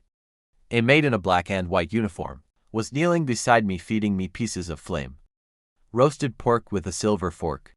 The fireball was going crazy, demanding I eat faster. The maid giggled and made some flirty comment about how well my body handled all the fire element food. Before things got weird, Yu walked in and announced everything was ready. The Special Forces Squad was assembled, and my bed had been set up outside. I wiped my mouth and headed out there. It was my own custom king-size bed, sitting in the middle of a rocky wasteland, surrounded by dozens of heavily armed Special Forces soldiers. I sat on the mattress. Perfect. 3 squad leaders introduced themselves. Ahu the Berserker, Ernio the Ranger, and Shirchu the Earth Mage. They promised every monster they brought me would be beaten down to 5% health or less. All I had to do was flick a finger. I pulled out my phone and started a ranked match. I'd just eaten, not sleepy yet. They scattered into the darkness. Seconds later, monsters started flying at me from every direction. A broken-legged wasteland wolf. From 3 o'clock, the fireball blasted it without me looking up. A pair of poison lizards from 12 o'clock. To fireballs to kills. 2 seconds the soldiers were losing their minds. They'd heard rumors about my skills from Yahello, but seeing it firsthand was something else.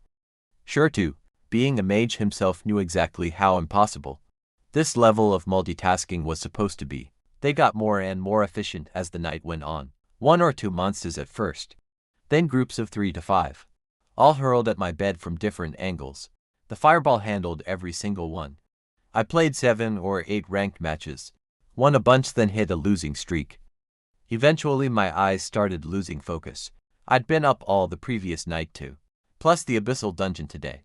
I was done. I tossed my phone onto the pillow and burrowed into my silk sheets. You guys keep going, I'll just close my eyes for a bit. 3 seconds later I was out cold.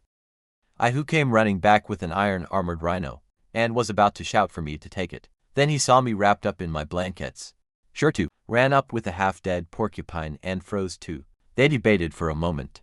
Orders were to grind all night. Nobody said stop if the young master falls asleep. But what if something goes wrong? They decided to test it. Ahu gently tossed the rhino toward the open space near my bed. A fireball materialized out of thin air and vaporized it instantly. They turned to stone. I was completely asleep. Ahu called my name quietly. Nothing he called louder. I grunted, hugged my pillow, rolled over and kept snoring. They stared at each other in awe. I was in deep sleep, the kind where you roll over naturally and don't wake up. And monsters were still dying around me. Sure to started trembling with excitement. He whispered to Ahu about legends of elite fighters who trained themselves to fight while sleeping. No conscious thought, pure instinct and spiritual reflex. Ahu pointed out that those were supposedly top-tier veterans, and I'd only awakened 2 days ago. Sure to shot back that I was Commander Lin's son, and a genius like that, being a little freakish, was perfectly normal. They both nodded seriously, newfound reverence in their eyes. What are we standing around for?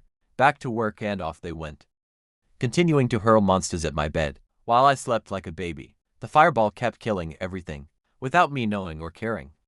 I woke up the next morning to a maid holding a warm glass of milk by my bed. I drank it, then checked my panel. Level 10, just like that. I'd slept through the whole night, while the special forces guys kept throwing monsters at me.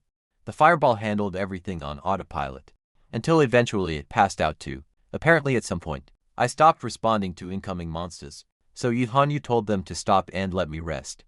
When Ahu and Shirta came over, they looked exhausted with bloodshot eyes. Ahu called my sleep-killing ability deep meditation, and said I was basically a god for maintaining perfect accuracy, while unconscious for most of the night. I just laughed awkwardly. Sure. Deep meditation, let's go with that. Yahello asked if I wanted to keep grinding. I glanced at my skill panel. The fireball status read sound asleep, drooling. My main damage dealer was offline. What was I going to do? Manually throw fireballs like some kind of normal mage? I told them I needed to rest and clear my head then. Shirta reminded me that level 10 meant I could learn my second basic skill right. The Earth Shield skill book Mom gave me last night. Ahu hyped up Shirta, saying he was the only S rank affinity mage in their entire special forces unit, and one of the best earth specialists in the city. Shirta tried to be modest, but couldn't quite hide his pride. I activated the skill book. It dissolved into light and sank into me. Earth Shield learned level 1. Now for the important question. I called out in my head, little Earth, you there? Nothing. Hello, anyone home? Dead silence. The Earth Shield icon on my panel didn't move at all. My heart sank a little. Was the fireball the only skill that could come alive? Was this one broken or just mute? Shirta noticed me spacing out and started explaining. He said Earth elements were naturally calm and stubborn, unlike fire, which ignites at the slightest touch. Working with Earth required patience. I let it go for now and listened to his advice. He told me to try casting the shield. I stood up and activated Earth Shield. A faint brownish glow appeared around me and formed a semi-transparent barrier. In front of my body it looked fragile, like a strong wind could knock it apart. Everyone exchanged looks for a blank slate. Mage casting it the first time, just forming a solid shape, was already better than 90% of beginners. But it was clearly weak. Shirta came closer and tapped on it. He was diplomatic about it, said forming it at all was impressive for a first try. Then he started coaching me, He told me to stop thinking about defense, and instead feel the ground beneath me. Imagine pulling rock and soil up into the shield, compressing and stacking it layer by layer. I closed my eyes and followed his guidance, with his mental energy helping direct mine. The shield's color deepened. Still not amazing, but it looked like an actual shield now. Sure to got excited, he said at this thickness. The shield could definitely block a basic fireball from someone at the same level. He suggested testing it. He'd throw a small fireball at me to see how the shield held up. Yahello frowned at the idea, but sure to guaranteed he'd use the weakest possible fireball. She backed off. He was an experienced mage with precise control. Shirchu walked 10 meters away and summoned a small orange fireball in his palm. Nothing scary, smaller than anything my fireball usually threw. But the instant that flame appeared, the earth shield icon on my panel suddenly twitched. Then it screamed, not a tough battle-ready scream, not a war cry, a high-pitched panic pig being slaughtered. Scream danger. There's danger, don't come any closer please. It was alive, my second skill was alive too. And it was an absolute coward, so my new skill could talk after all. It just needed a reason like sheer terror. When I'd first learned Earth Shield, and called out to it, nothing. Complete silence. I tried every greeting I could think of. Little Earth hello. Anyone home, dead quiet. I figured either only the fireball was special, or this skill was broken, then sure to. Summoned a tiny practice fireball, fist-sized, barely a spark. Compared to what my fireball throws around, it was meant to be a gentle test. Tap my shield. Let me feel what blocking an attack is like. The instant that little flame appeared, my Earth Shield icon went berserk. It started screaming, like a pig being dragged to slaughter. Danger, it's coming. It's going to burn us to ash. I stared at the tiny fireball, then back at my skill panel. This thing thought that little puffball was a death sentence. But it got worse or better, depending on how you look at it. The Earth Shield was so terrified that it decided a thin shield wasn't nearly enough protection. It started frantically pulling earth elements from deep underground, desperate to build something bigger. A new notification popped up because my skill was extremely afraid of death. It had independently evolved into an elementary rank skill, Earth Flow Wall, instead of a small personal shield. It could instantly raise a massive wall of rock and earth from the ground. 5-second cooldown. My fireball evolved because it was angry and wanted to kill harder. My earth skill evolved because it was scared and wanted to hide better. Incredible. Before I could process this, Shirta called out asking if I was ready. He kept reassuring me, don't worry. The shield is strong enough. I'll hold back 14 years of experience. Your shield won't even wobble. I wasn't worried about myself getting hurt. I was worried about what was about to happen to everyone else's sanity. Go ahead, I said, sure to flick the tiny fireball at me. Slow, gentle, harmless. The Earth Shield went into full panic mode. It's coming, this is a killing blow. We're going to die. Then it activated the new skill. The ground exploded. A deafening rumble shook the entire area. Ahu shouted about an earthquake. Yihongyu drew her daggers. Shirtu froze with his mouth open. A wall of rock and dirt erupted from the earth. In front of me, not a shield. A wall 5 meters tall, 10 meters wide. 2 meters thick, a fortress. Its shadow covered everyone nearby, like a small mountain had just sprouted from the ground. That cute little practice fireball drifted into the wall and simply went out, not even a scorch mark. Just a sad wisp of smoke, curling upward against the massive stone surface. Total silence. Who was mumbling something about how that wasn't a shield, it was a fortification. Yihongyu's knife hand was frozen midair. Shirtu looked like his brain had crashed. The S-rank Earth specialist, who'd been coaching me moments ago, was now staring at a wall, bigger than anything he'd probably ever made. Built by a blank Slate Mage who learned Earth skills 5 minutes ago. And the Earth Shield. It was trembling with pride behind that wall, bragging to me about how it had saved my life from that lethal attack. It kept saying how close we'd come to death. How that fireball had been only 10 meters away. And how without its quick thinking, I'd be a pile of charcoal right now. I stood behind the wall and looked up at it. I touched the surface, cold, rough, solid rock. I had to admit it did feel very safe behind there. But come on, a fist-sized baby fireball. And you built a castle wall. Could you have at least a shred of dignity? As a combat skill, This was supposed to be a gentle training exercise. And you made it look like I was preparing for a siege. So now I had two sentient skills. One was a rage-fueled maniac that wanted to burn everything alive. The other was a coward that treated a candle flame like the apocalypse. This was going to be interesting. The noise from the earth wall woke up the fireball. It came online grumpy, demanding to know who was making a racket. Then the earth shield panicked because it heard a strange voice and thought there was an enemy. I sighed, "That's your big brother Fireball. He's on our side, calm down." The fireball squinted at the newcomer suspiciously. "I have a little brother now." Since when then? It sniffed the air. Noticed the faint trace of fire energy from Two's tiny fireball and saw the enormous wall.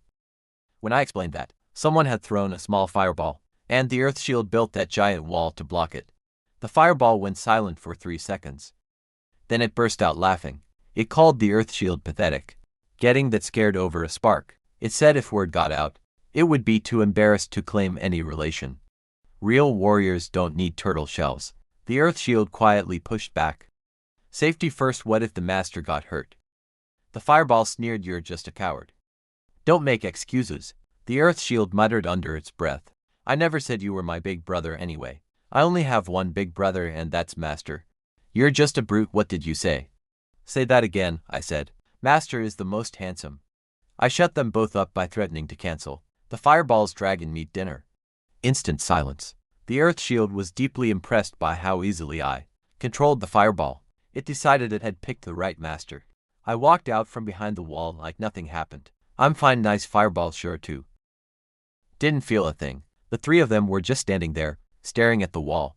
I who touched it cold and impossibly hard. He turned to Shirtu. "How long did it take you to learn Earth Flow Wall?" Shirtu's face twitched before today. He would have bragged, but now his voice came out tiny. 5 days plus a skill book. Nobody laughed. 5 days with S-rank Earth Affinity was genuinely fast. But I'd gone from learning the basic Earth Shield to producing a perfect Earth Flow Wall in roughly 5 minutes without a skill book.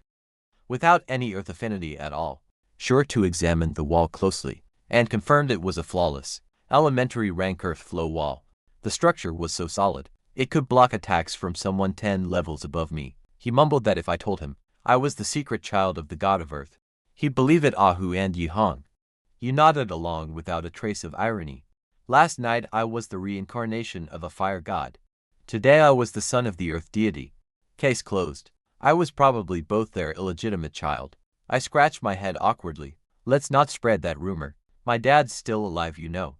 Shirtu quickly apologized and changed the subject. He pointed out that, while the Earth Flow Wall was incredibly powerful, it should drain enormous amounts of mental energy. He suggested I use the basic Earth Shield for ordinary attacks and save the wall for real emergencies. I nodded and agreed to be careful. Of course, none of these skills actually cost me any mental energy, since the skills did everything themselves. But he didn't need to know that. Then Yihang used phone bust. She checked it and her expression darkened immediately. And Shirtu noticed the shift and she looked up, voice low and serious. "Just got a report, large numbers of wild monsters are gathering at Sunset Canyon. That's a sign of a monster tide." A monster tide? That didn't sound good at all. I asked what a monster tide was and Shirtu explained. Basically, a special spatial disturbance appears in the wild, and it pulls every monster within hundreds of kilometers toward its center. The closer they get, the crazier and stronger they become. Eventually a wild boss spawns at the center. The military locks down a 10-kilometer perimeter around it for safety. Dad called Yi Huangyu and ordered us to pack up and head to Sunset Canyon, where the monster tide was forming, and he wanted me to come along. Ahu and Shirtu were worried at first. A monster tide is chaotic and dangerous. But Yi Huangyu pointed out the obvious. With the Special Forces squad, her and my skills, the risk was minimal. And with monsters swarming in that kind of density, if they kept delivering near-dead monsters to me, I might hit level 15 in a single day. Normally going from 10 to 12 in a day would be the absolute limit. My two skills immediately started arguing about it. The earth shield curled into a ball, begging me not to go. The fireball exploded with rage, calling it a coward and demanding we go, so it could turn the whole canyon into a sea of fire. The earth shield meekly argued that my safety came first. The fireball told it to shut up. I told them both to be quiet before my brain melted, looking at my team Yahello, who's sure to plus an entire special forces squad. I figured we'd be fine, I'll follow Yahello's lead. I said, then I added, bring the bed too. Dead silence. Everyone was probably wondering whether I was a diligent genius who trains even in his sleep, or just a spoiled, rich kid who can't function without luxury bedding. Yahello didn't even blink. No problem, we'd bring your whole house if you wanted. 2 hours later, our convoy rolled into the outskirts of Sunset Canyon. The sky had turned a creepy dark red. Military checkpoints were set up everywhere. As I stepped out of the car, someone called my name. Sai Cheng-wei was there.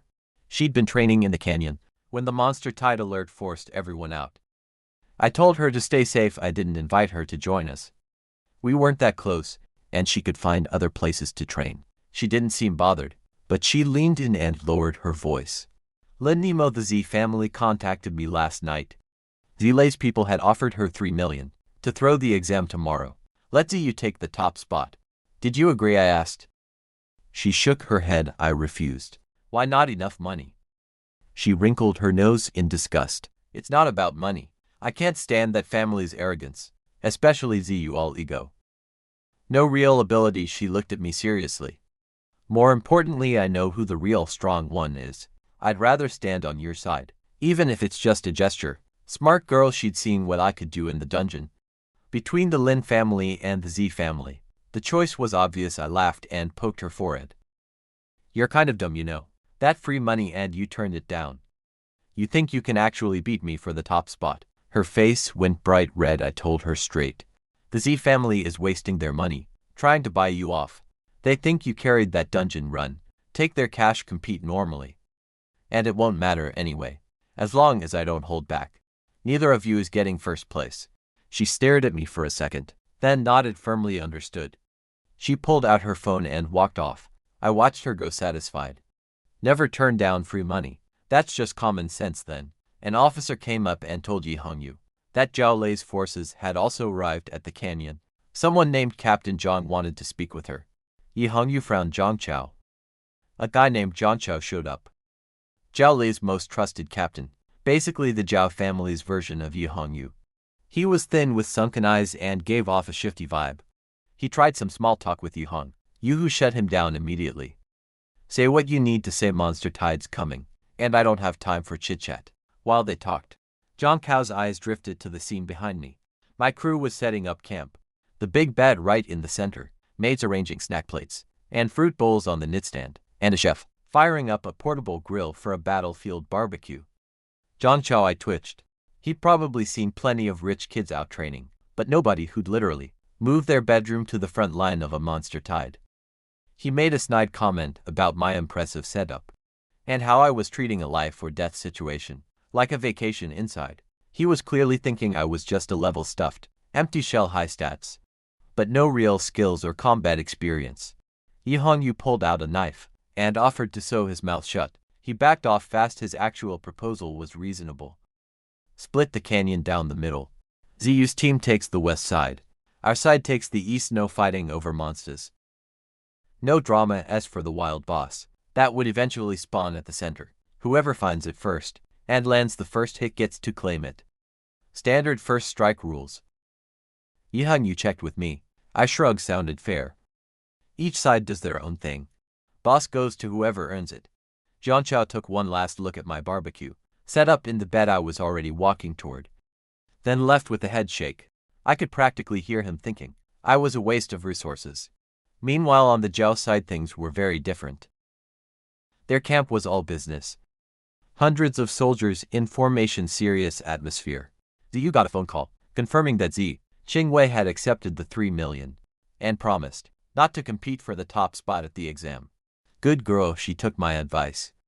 Zu's teammates mocked her for it, acting noble at first, then taking the money. But Zhao Yu was more annoyed at his father for wasting money. He figured the abyssal dungeon we'd cleared must have been an easy one. How else could a rank water mage lead a team through it? He dismissed the whole thing. His buddies kept kissing up, bragging that Zu's multi-burst fireball could split into 5 copies already, and that nobody in the city could match his S rank talent. They called the 3 million wasted on a dog. 5 fireballs, that's cute. Mine splits into 15 when John Chow got back and reported what he'd seen at my camp. The bed, the maids, the barbecue. Jayu's whole squad burst out laughing. They thought I was a joke, a pampered rich boy playing soldier. Ziyu was kinder about it. He said I might be able to squeeze into the city's top 10 at the exam, just from level advantage alone. Then he got all wistful about how we used to be rivals before awakening back in school. Our theory and combat scores were always neck and neck. But now he'd awakened S-rank fire affinity, and I was a blank slate mage. In his mind we weren't even in the same world anymore. Treating me as competition would be an insult to his talent.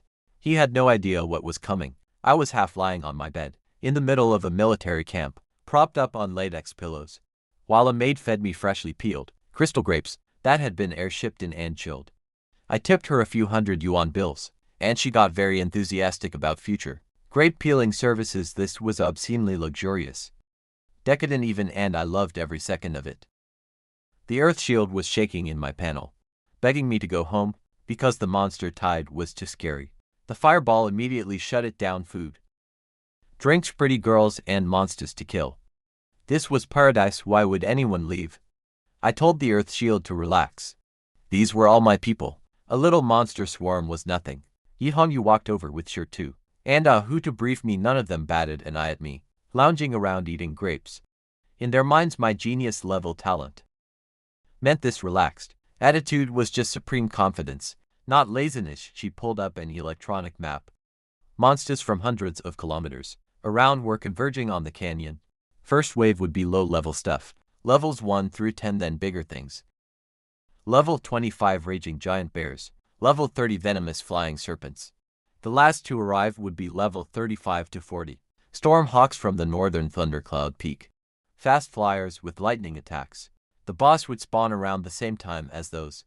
Sure to explain that killing monsters more than 10 levels above me would give diminishing experience returns. Plus at that level gap, I probably couldn't even deal meaningful damage. The plan was simple: early waves. They'd beat monsters to near death and toss them to me for the kill shot. Once the high-level flyers showed up, they'd just kill those outright to keep me safe. I agreed, safety first. But the real prize was the boss. Headquarters estimated it would be somewhere between level 25 and 40. Even with experience reduction, solo killing a boss that strong would give me massive experience, possibly pushing me to level 16 or 17. Most exam candidates were around level 10. A few hit 13 to 15.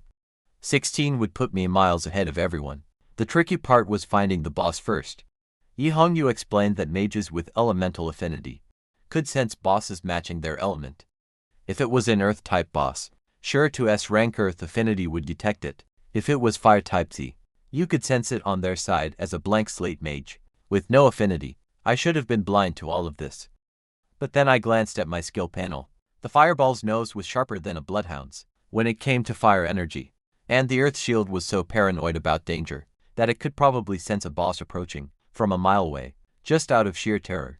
Maybe I wasn't as handicapped as they thought. A scout ran in reporting the first wave. Wasteland wolves and sharp-toothed rabbits. 3 kilometers out, Yihongyu snapped into combat mode, sending Shir to east and Ahu west, while she stayed to guard me. Everyone scrambled. The fireball was practically vibrating with joy. Killing all night, then more killing today, plus gourmet food. It declared itself the luckiest skill in existence, and said becoming a forbidden spell was just around the corner. The earth shield was trembling in the corner, calling the fireball a lunatic. I decided to have some fun. Hey fireball, since you're so happy, how about calling me daddy again? Dead silence on the panel. I called you that yesterday. I have dignity. Oh, you have dignity. How about stir-fried potato strips for dinner tonight? Then haven't had those in a while. The earth shield perked up immediately. Yeah, I love potatoes. 2 seconds of silence, then dripping with humiliation. Daddy, daddy. On the other side of the canyon, Ziyu was apparently going hard. His scouts told me later that he was out there, personally fighting wolves, splitting his multi-burst fireball into 5 copies, chugging mana potions between fights, sweating through his robes. His teammates kept praising his 5-split fireball, like it was the greatest thing they'd ever seen. He'd sent someone to spy on me too. The report came back that I was lying in bed, watching movies while a maid fed me fruit. The scout also mentioned a big dirt wall had appeared, blocking their view. You assumed Shirdo had built it, as an overprotective safety measure. He laughed and called me a lost cause. Said he was embarrassed he'd ever considered me a rival. Then he went back to screaming about wanting more monsters to fight. Meanwhile, in my little fortress, 3 tall earth flow walls surrounded my bed, like castle ramparts inside. I was lying on my side sipping iced watermelon juice, while a maid held up a tablet playing a comedy movie. Yi Hongyu stood on top of the wall like a sentinel, scanning for threats. The fireball was furious. They kept throwing in 1 monster at a time, and it was insulted 1. Just 1, I said. I want 10. I called up to Yihan. Yuan asked her to send in 15 at once. She hesitated. She'd never seen my multi-burst fireball, and was worried about the danger of dumping that many monsters inside my walls at once. But I told her I'd take responsibility. She shouted the order 15 all at once. The soldiers outside paused for a second, then launched 15 half-dead monsters over the wall. Simultaneously, Yihangyu's hand tightened on her dagger, ready to jump down and save me if anything went wrong. 1 fireball launched from near my bed. It shuddered in the air, then split apart. 5, 10, 15 individual fireballs, each one locking onto a different monster, still falling through the air. 15 explosions, 15 kills. Nothing touched the ground alive. Yi Hongyu stood frozen on the wall. She'd known about my precise single target control, but this was something else entirely. 15 simultaneous tracking fireballs, each one hitting a different moving target. She knew Ziyu's big claim to fame was splitting into 4 or 5. I'd just done 15 without even sitting up. She murmured to herself that the Z family's so-called S-rank genius wasn't fit to carry my shoes. Down below, I hadn't moved, still lying on my side, still watching my movie. The fireball was screaming with delight, calling it art, demanding more. The earth shield was crying, "What if one gets through? What if you miss? This is too dangerous, master. Please, fewer monsters." The fireball turned on it instantly. "You dare question my abilities?" The earth shield squeaked. "I wasn't talking to you, I was talking to master." I had to step in before they actually started fighting. On my skill panel, earth shield. "Trust your big brother, he's reckless, but his aim is perfect. Fireball.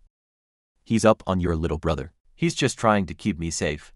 Both of them, half their icons, turned away from each other on the panel, back to back, refusing to talk. I shook my head. Being a mage in this world is harder than anyone thinks. Forget fighting monsters, I spent half my energy mediating family drama between my own skills. The afternoon flew by. The special forces kept throwing batches of near-dead monsters over the walls, and the fireball kept obliterating them. I hit level 15, then the final wave arrived. The scouts reported a massive flock of thunderstorm hawks, level 35 and above, thousands of them, blotting out the sky like a purple storm cloud. Each one had a 3-meter wingspan, and lightning crackling between its feathers. You told me to sit this one out. The level gap was too big. I couldn't do meaningful damage, and the experience would barely register anyway. She'd handle it fine by me. I leaned back and closed my eyes. The earth shield was losing its mind. It had just noticed something horrifying. Our fortress had walls but no roof. We are open from above. What if one flies in?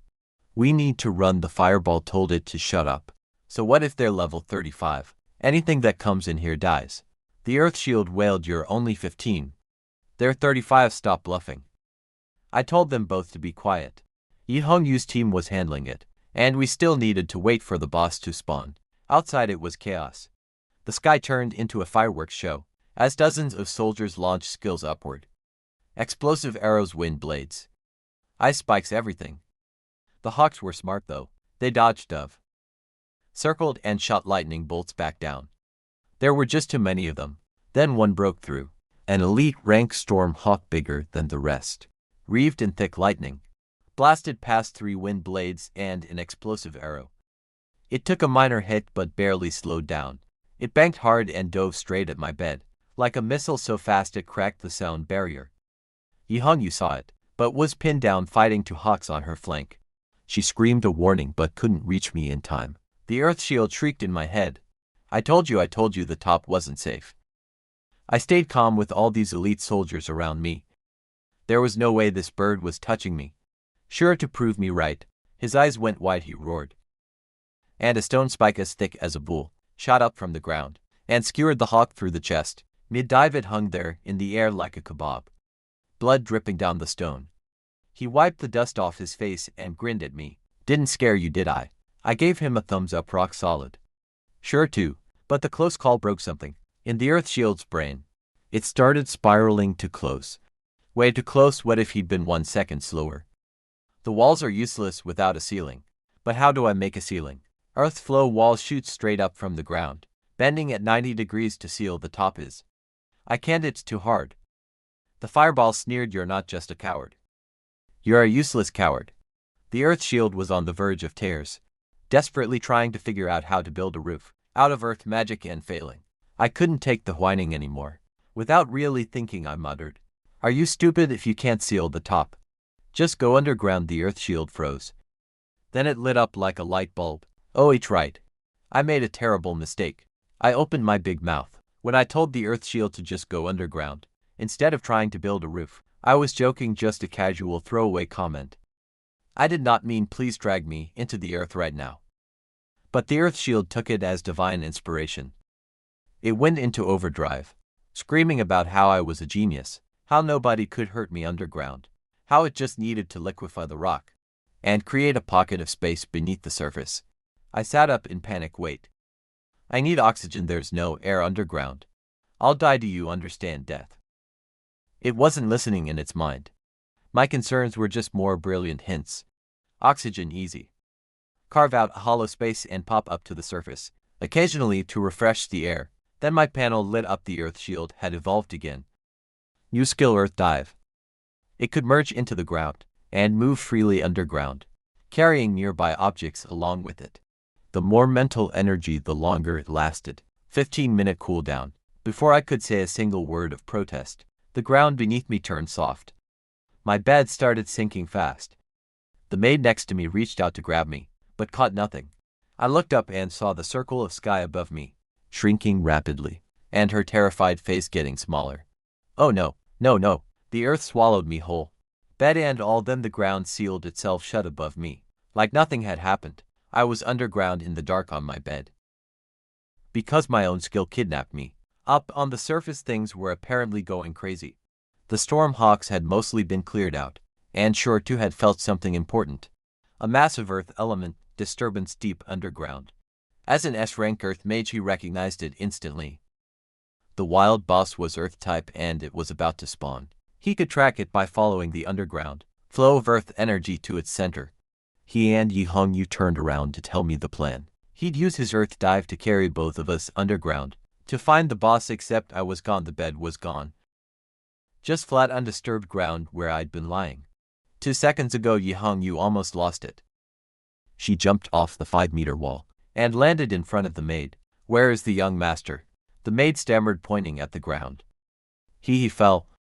The dirt turned to water and he just sank with the bed. Then it closed up shore, to crouch down and pressed his hands to the ground. A few seconds later, he looked up pale as a ghost. It's Earth Dive. His brain was short-circuiting. I'd learned Earth Shield this morning, then Earth Flow Wall within 5 minutes. Now Earth Dive in the same day. 3 Earth skills. 2 of them elementary rank evolutions, all in 1 day, from a blank slate mage with 0 Earth affinity. But what really broke him was the weight. My custom bed was solid with at least 300 or 400 kilograms. His own Earth Dive could only carry about 120 kilos. I'd taken the entire bed down with me, on my very first try. And the worst part, from Shurtik's perspective, I had sensed the Earth boss forming underground. Before he did, I'd already evolved a new skill, and dove down to find it solo with my bed. Because I was apparently so confident that I didn't even need backup. He was standing there in awe of my supreme genius. Arrogance when Yahello snapped him out of it. Stop daydreaming, take me down there now. If anything happens to him, right? Grab on. They dove underground after me. Meanwhile, I was lying in the dark on my bed, somewhere beneath the earth, being dragged through solid rock by a skill that was finally happy, because for the first time since it was born, it felt truly completely safe. And I was just hoping I wouldn't suffocate. I need to have a serious talk with the Earth Shield about listening skills. The underground ride was a nightmare. My luxury bed turned into a raft in a river of liquid rock and dirt. We were bouncing off boulders, spinning through mud, getting dragged by some invisible current, deeper and deeper underground. The fireball was screaming about the terrible driving. Are you blind? That rock was right there. We hit it, we hit another one. What kind of garbage vehicle is this? The earth shield was crying. There's a massive pull dragging us. I can't control it. I was clutching the bed frame for dear life, wrapped in my blanket trying not to throw up. 5 minutes ago I was eating grapes. Now, I was on a theme park ride through the earth's crust. Then the narrow tunnel opened up, and a huge underground current caught us. The earth shield screamed that we were about to launch. We shot upward like a geyser. The ground above us exploded open, and my bed flew 10 meters into the air, before crashing back down. The earth shield's protection kept the bed from shattering, and kept me alive, but every bone in my body felt rearranged. I crawled out of the blankets coughing up dust. Little then I felt it. A crushing wave of pressure from directly above me. I looked up. A 10-meter-tall giant, made entirely of black obsidian and red-hot lava, was staring down at me. Molten rock flowed across its body like blood. Its eyes were the size of millstones. Glowing violent red vein lava. Titan Lord rank boss. Level 40. I was level 15. 25 level gap. I'd literally popped out of the ground, right at its feet like a delivery package. This is where you brought me to hide, I said to the earth shield. It was sobbing. I didn't know the pulling force led here. This is where it ended. It tried to activate Earth Dive again, to drag us back underground. Cool down 15 minutes. The fireball naturally was thrilled. 40 levels, so what? I'm destined to become a forbidden spell. Everything in my path turns to ash. Gods die, Buddhas die. It launched a fireball before I could stop it. The explosion hit the Titan square in the chest. It did basically nothing. A scratch. Less than a scratch, the world's most insulting tickle. But it made the Titan very, very angry. It raised a foot the size of a car. Lava boiling underneath and brought it down toward me. I couldn't run, couldn't hide underground. Only one option. Something snapped inside me. Fine, we fight. Fireball hit it. I raised my hand and charged up. The explosive spiral dragon shot. Maximum compression, maximum spin. The dark red beam screamed into the Titan's body, and actually forced it back one step. But that was it. The level gap was just too enormous. Earth shield. Now the earth shield was terrified beyond words. But it loved me more than it feared death. A massive wall erupted from the ground, shielding me from the Titan's counterattack. Then I heard two voices. Young master finally caught up. Shirto and Yihen, you came tearing toward me at full speed. Shirtu's eyes were bloodshot, veins popping across his arms. Touch my young master, I'll kill you. The ground exploded. Dozens of enormous stone spears shot up from below, piercing the Titan from every angle like a pincushion. In seconds the level 40 Lord Boss was reduced to a sliver of health. Young master, finish it. One fireball clean. Hit dead. 78,000 experience points. Level 17. After everything settled, Shirto and Yihan, you looked at me with something close to worship. From their perspective they'd arrived to find me. A level 15 mage alone facing down a level 40 Lord Boss, refusing to retreat. I'd even headed hard enough to push it backward, and I'd apparently tracked it underground by myself, and dove down solo to challenge it, bringing nothing but my bed in their eyes. This was the ultimate display of fearless warrior spirit, a man who'd charge at a god with a sword. In reality, my panicking earth shield had accidentally delivered me straight into the boss's lap, like a pizza, and I'd been screaming the whole way down. But sure, fearless warrior spirit. Let's go with that. After the dust settled, Yihan, you checked me over. Aside from messy hair, I was perfectly fine. Then came the lecture, young master. You were too reckless this time. Shirto chimed in, all serious. I understand you have a warrior's pride, and the desire to push your limits, by challenging enemies alone. But this was a level 40 Lord Boss. You should have told us first, instead of diving down here solo, challenging enemies alone. Warrior's pride. I was kidnapped by my own skill. I was lying in bed eating grapes, and got swallowed by the ground against my will. But at this point, what could I say? I just had to own it. I dusted off my sleeves and smiled calmly. I sensed the boss from my bed, then suddenly figured out Earth Dive, Got a bit excited and tried it out. The underground current pulled me straight here. Before I could stop, won't happen again. They looked at each other, visibly moved in their minds. I was a 15-level mage, who willingly charged a level 40 lord boss alone, and then humbly apologized to my subordinates afterward. They were practically tearing up over my noble character. Inside my head I was tearing into the earth shield. You almost got me killed. From now on, you do not go underground, unless I specifically tell you to. One more stunt like that and I'll have the fireball bake you into a ceramic tile. The fireball gleefully volunteered for tile-making duty. The earth shield was sobbing, and swearing on everything it had, that it would never dive without permission again. Just then the ground nearby cracked open, and two filthy figures crawled out. Ziyu and his earth mage escort, covered head to toe in dirt and mud. Jiaoyu spat out a mouthful of sand and looked around. His eyes landed on the pile of rubble behind us. The boss's remains, his face twisted. I grinned. Hey Ziyu. Interesting look you've got going. Rough commute. He stared at the dead boss, barely containing his rage. A 40-level lord boss worth massive experience. And we'd already taken it. He muttered something about me being nothing but a super minion, with inflated levels but no real combat skills, only capable of leveling up, because my family spoon-fed me kills. Then he stormed off without another word. Sure to spat on the ground after him. Sir Loser, blaming the boss for being the wrong element.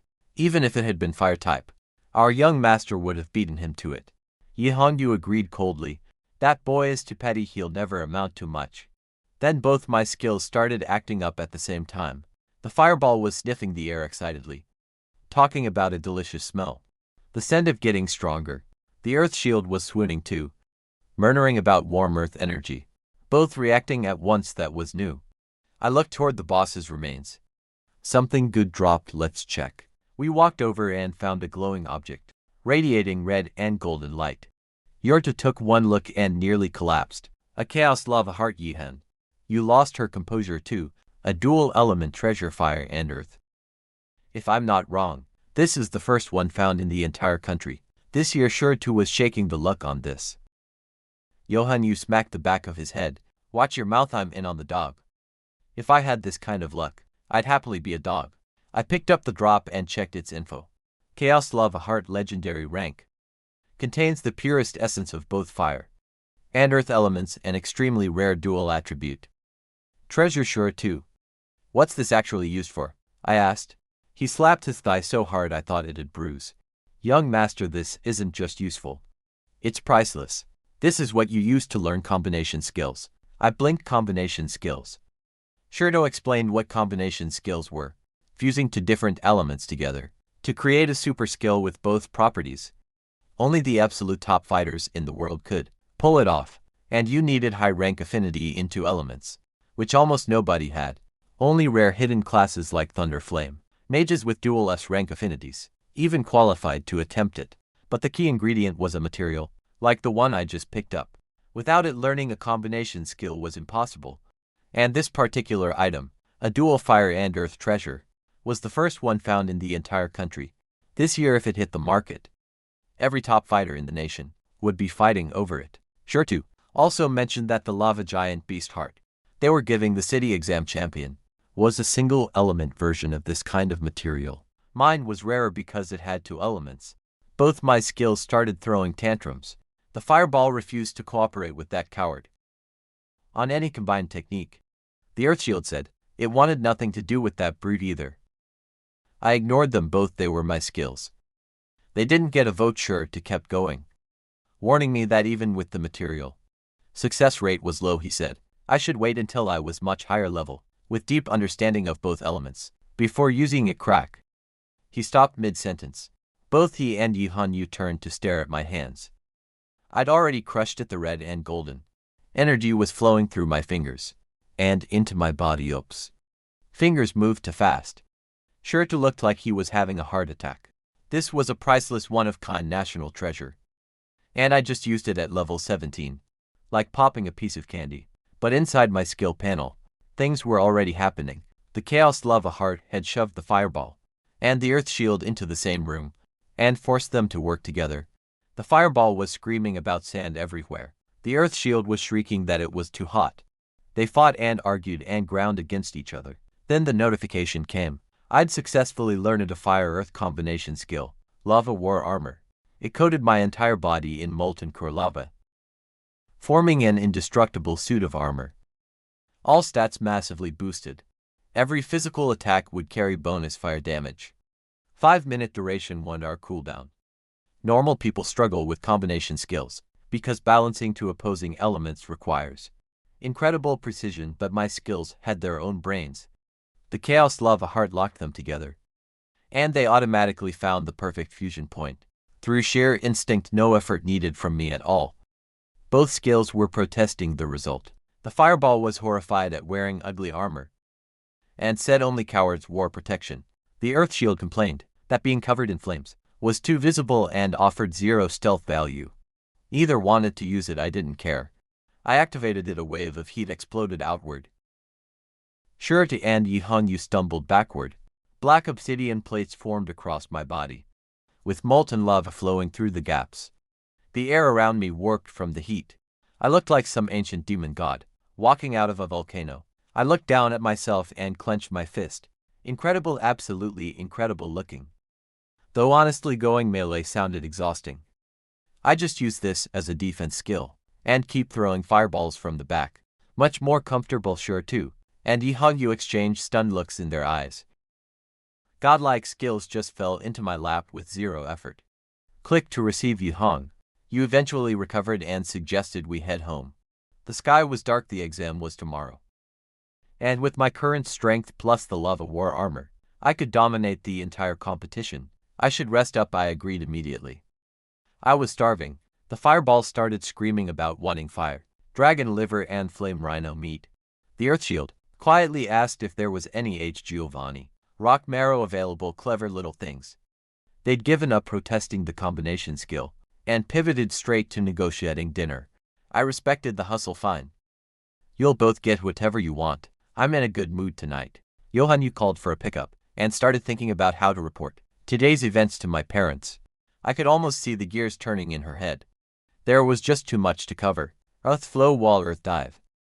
Accidentally fighting a level 40 Lord Boss. Obtaining the country's first dual element Treasure of the Year, and instantly learning a combination skill that was supposed to be impossible at my level. Just another normal day for the Lin family's hopeless blank slate mage. We got back to the mansion late at night. The maids lined up and bowed as usual. Mom rushed over and grabbed my hand, fussing over my messy hair and dusty clothes. I told her I was fine, just sleepy. She sent me upstairs to take a bath and get a massage. Before dinner, I sank into the hot pool in my private bathroom and let out a long sigh. 2 maids were waiting to scrub me down and work out the knots in my muscles. I tipped them some cash. They offered to take me to the massage room afterward, saying they'd learned some new technique called Great You Tames the Waters. I had no idea what that meant, but figured I'd find out. This was the life. All the fighting and grinding was worth it, just for moments like these. Meanwhile, downstairs in the study, things were apparently getting intense. You briefed my parents on everything that happened. From what I gathered later, Dad tried to light an already dead cigar, then threw it away and lit a new one. Mom was counting on her fingers, struggling to process it all. In less than 3 days since awakening, I'd learned fire skills: multi-burst, fireball, and explosive spiral dragon shot. Earth skills, Earth Flow Wall and Earth Dive, and on top of all that, a fire-earth combination skill called Lava War Armor. 5 skills total, including one that supposedly only legendary, dual-element prodigies could ever attempt. In 3 days as a blank slate mage. Dad pointed out that I was approaching level 20, which meant I could learn a 3rd basic skill soon. Every 10 levels unlocks a new one. Normal mages specialize in one element because of their affinity limitations, but I'd already mastered both fire and earth without any affinity at all. He looked at Mom. He's already figured out fire and earth. If the 3rd element goes the same way, how far can this kid go? Mom tried to be rational. There's no way, right? Being gifted in 2 elements is already a miracle. 3 would be Dad. Cut her off. You're forgetting the key point. He's a blank slate mage. No element affinity means no element limitation. If he can do this with fire and earth, there's nothing stopping him from doing it with every element. Mom's breathing got faster. Are you saying Our son could become an all-element archmage. That's never happened in history. Yi Hongyu was standing there listening, and even she was getting chills. The greatest mage ever recorded had mastered 3 elements, and one of those only at a mediocre level. If I kept going at this rate, Mom calmed herself down and said, the 3rd skill should be whatever I wanted. With my kind of talent, they shouldn't try to control my choices. Just support me. Dad agreed. Then Mom stood up and told you to call me down for dinner. I've been running around all day and must be starving. She was right about that. After the bath and massage, food was the only thing on my mind. Well, mine and to very hungry skills. Arguing in my head about what was for dinner. Dinner was incredible. The table was loaded with top-tier food, and I was devouring everything in sight. The fireball was in heaven, and even the earth shield was happily munching along, through me sighing about the taste of the earth. Mom kept telling me to slow down. After I'd stuffed myself, Dad brought up the topic of my 3rd basic skill. Level 20 was coming up fast, and that meant a new slot. I've been thinking about this. From all the novels I'd read in my past life, the top of the mage hierarchy was always light and dark. If I could learn one of those, and maybe create another combination skill. Can I learn light or dark? I asked Mom, and Dad exchanged an uncomfortable look. Mom explained first. Light and dark were the strongest elements, but they were insanely dangerous. The skill books were controlled by the national government and never sold publicly, but more importantly, without the matching affinity. These elements could kill you. Dad spelled it out with normal elements. No affinity just means weaker skills or failed learning. But light element without holy light affinity, your body explodes the instant it enters you. Dark element without dark affinity, your mind shatters, and you become a mindless killing machine. He said maybe after level 100, when my body was strong enough to resist the elemental invasion, I could try, but right now absolutely not. A chill ran down my spine. I wanted to get stronger, not get dead. Okay, forget I said quickly. Mom relaxed and suggested lightning instead. It was the next rarest element after light and dark, with explosive power and incredible speed. The skill books were expensive, but money was never our problem. Lightning. I loved that idea. Who doesn't dream of controlling thunder and lightning? The fireball immediately started trash talking. It called fire the undisputed king of all elements, and said lightning was just noise that belonged at the kids' table. It ranted about how a flash that disappears in an instant couldn't compare to eternal flames. I threatened to cancel its fire dragon liver. Instant silence. Mom, I'll go with lightning. It's cool enough, she smiled and said she'd have the skill book delivered to my room tonight. Then I casually asked if we had any fire and earth skill books lying around. Intermediate or advanced level. I was curious what would happen if I fed skill books to my sentient skills. Would they learn from them, evolve faster? Mom said we had plenty and would send them up too. I headed upstairs to rest before tomorrow's big exam. After I left, my parents apparently had another conversation. Mom brought up something called the Dragon Sequence class at Tianlong Academy, the most elite program in the most elite school in the country. It only accepted students with SS rank talent or above, and even that was just the minimum threshold. Their performance at the exam had to be exceptional too. Dad hesitated. He said their city had only produced one S rank talent this year's EU, and the Dragon Sequence class required SS rank minimum. Mom cut him off sharply. Who's talking about Zhao? You that kid? You think I'd make special arrangements for him? I'm talking about our son.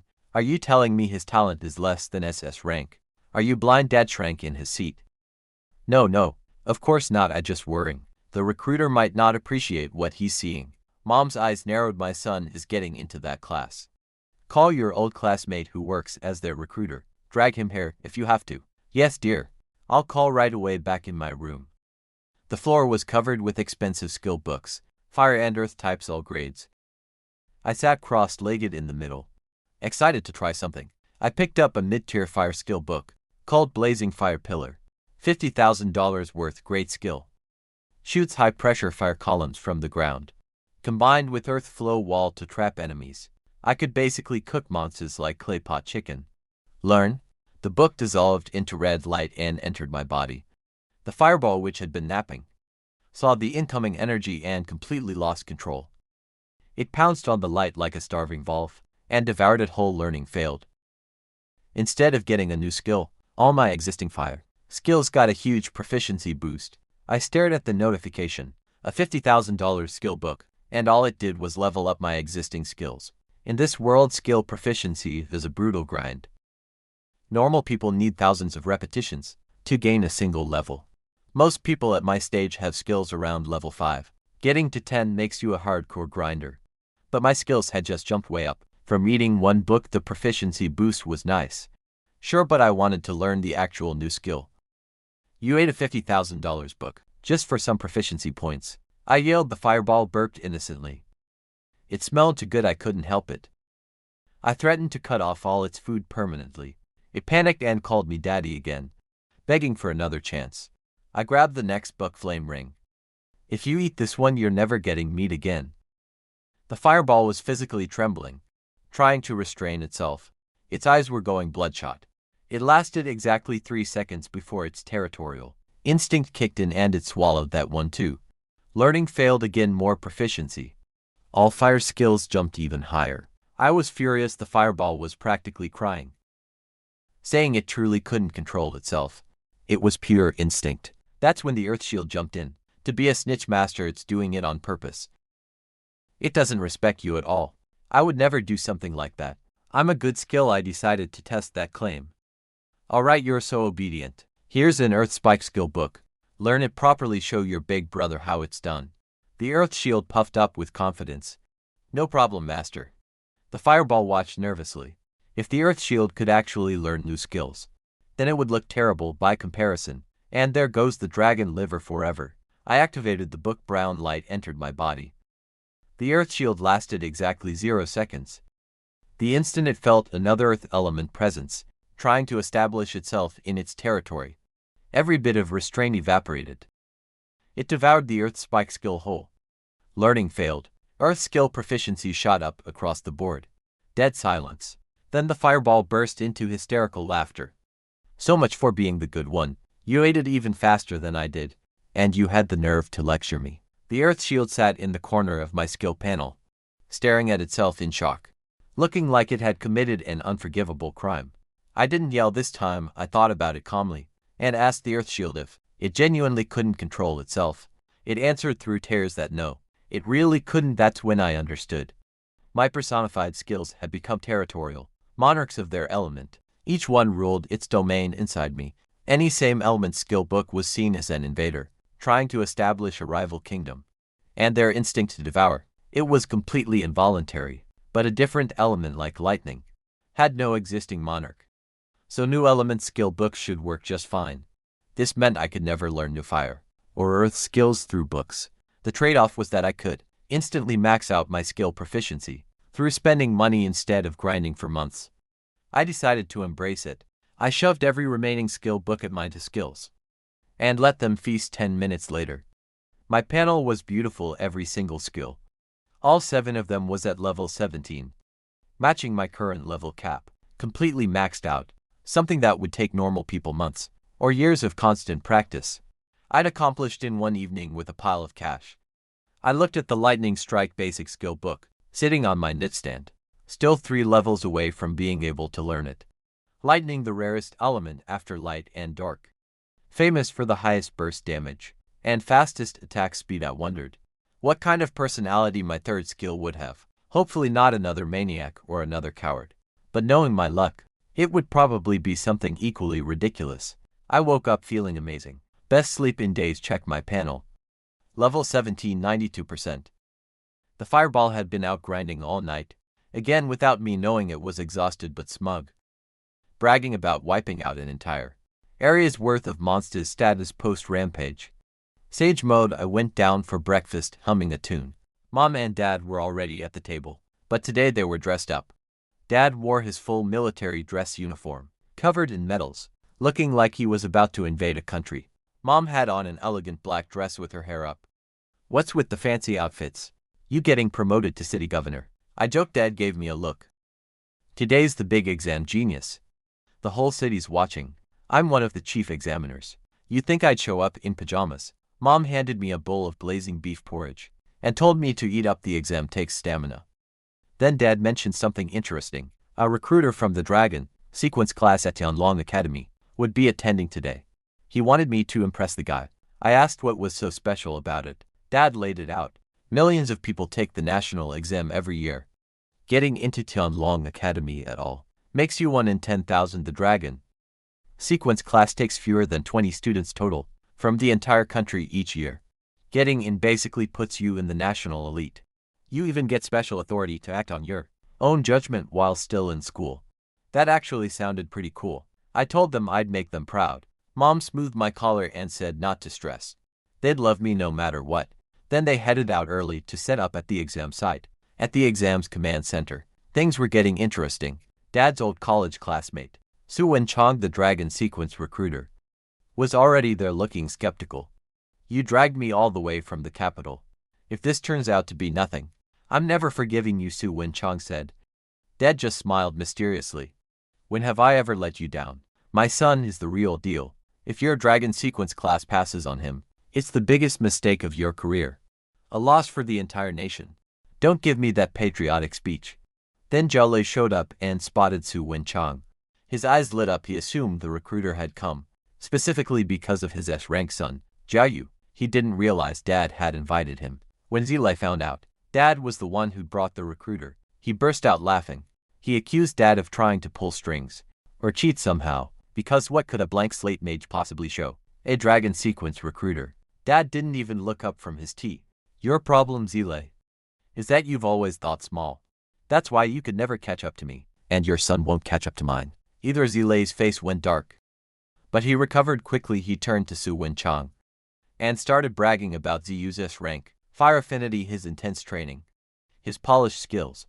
Su Wenchang gave a polite non-committal smile. S-rank fire mage not bad, but the dragon sequence class looks at everything. Let's just watch and see. Jihello leaned back in his seat, secretly thrilled in his mind. Dad had accidentally done him a huge favor by bringing the recruiter here. His blank slate son would embarrass himself and Ziyu would shine on the biggest stage possible. He grabbed his phone and texted, Ziyu son, perform your best.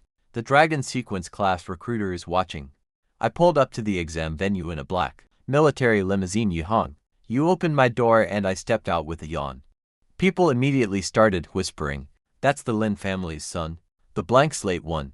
She pointed me toward the combat type exam area and wished me luck. I headed for the VIP security line, which was completely empty. Nice, the male security guy asked for my exam pass.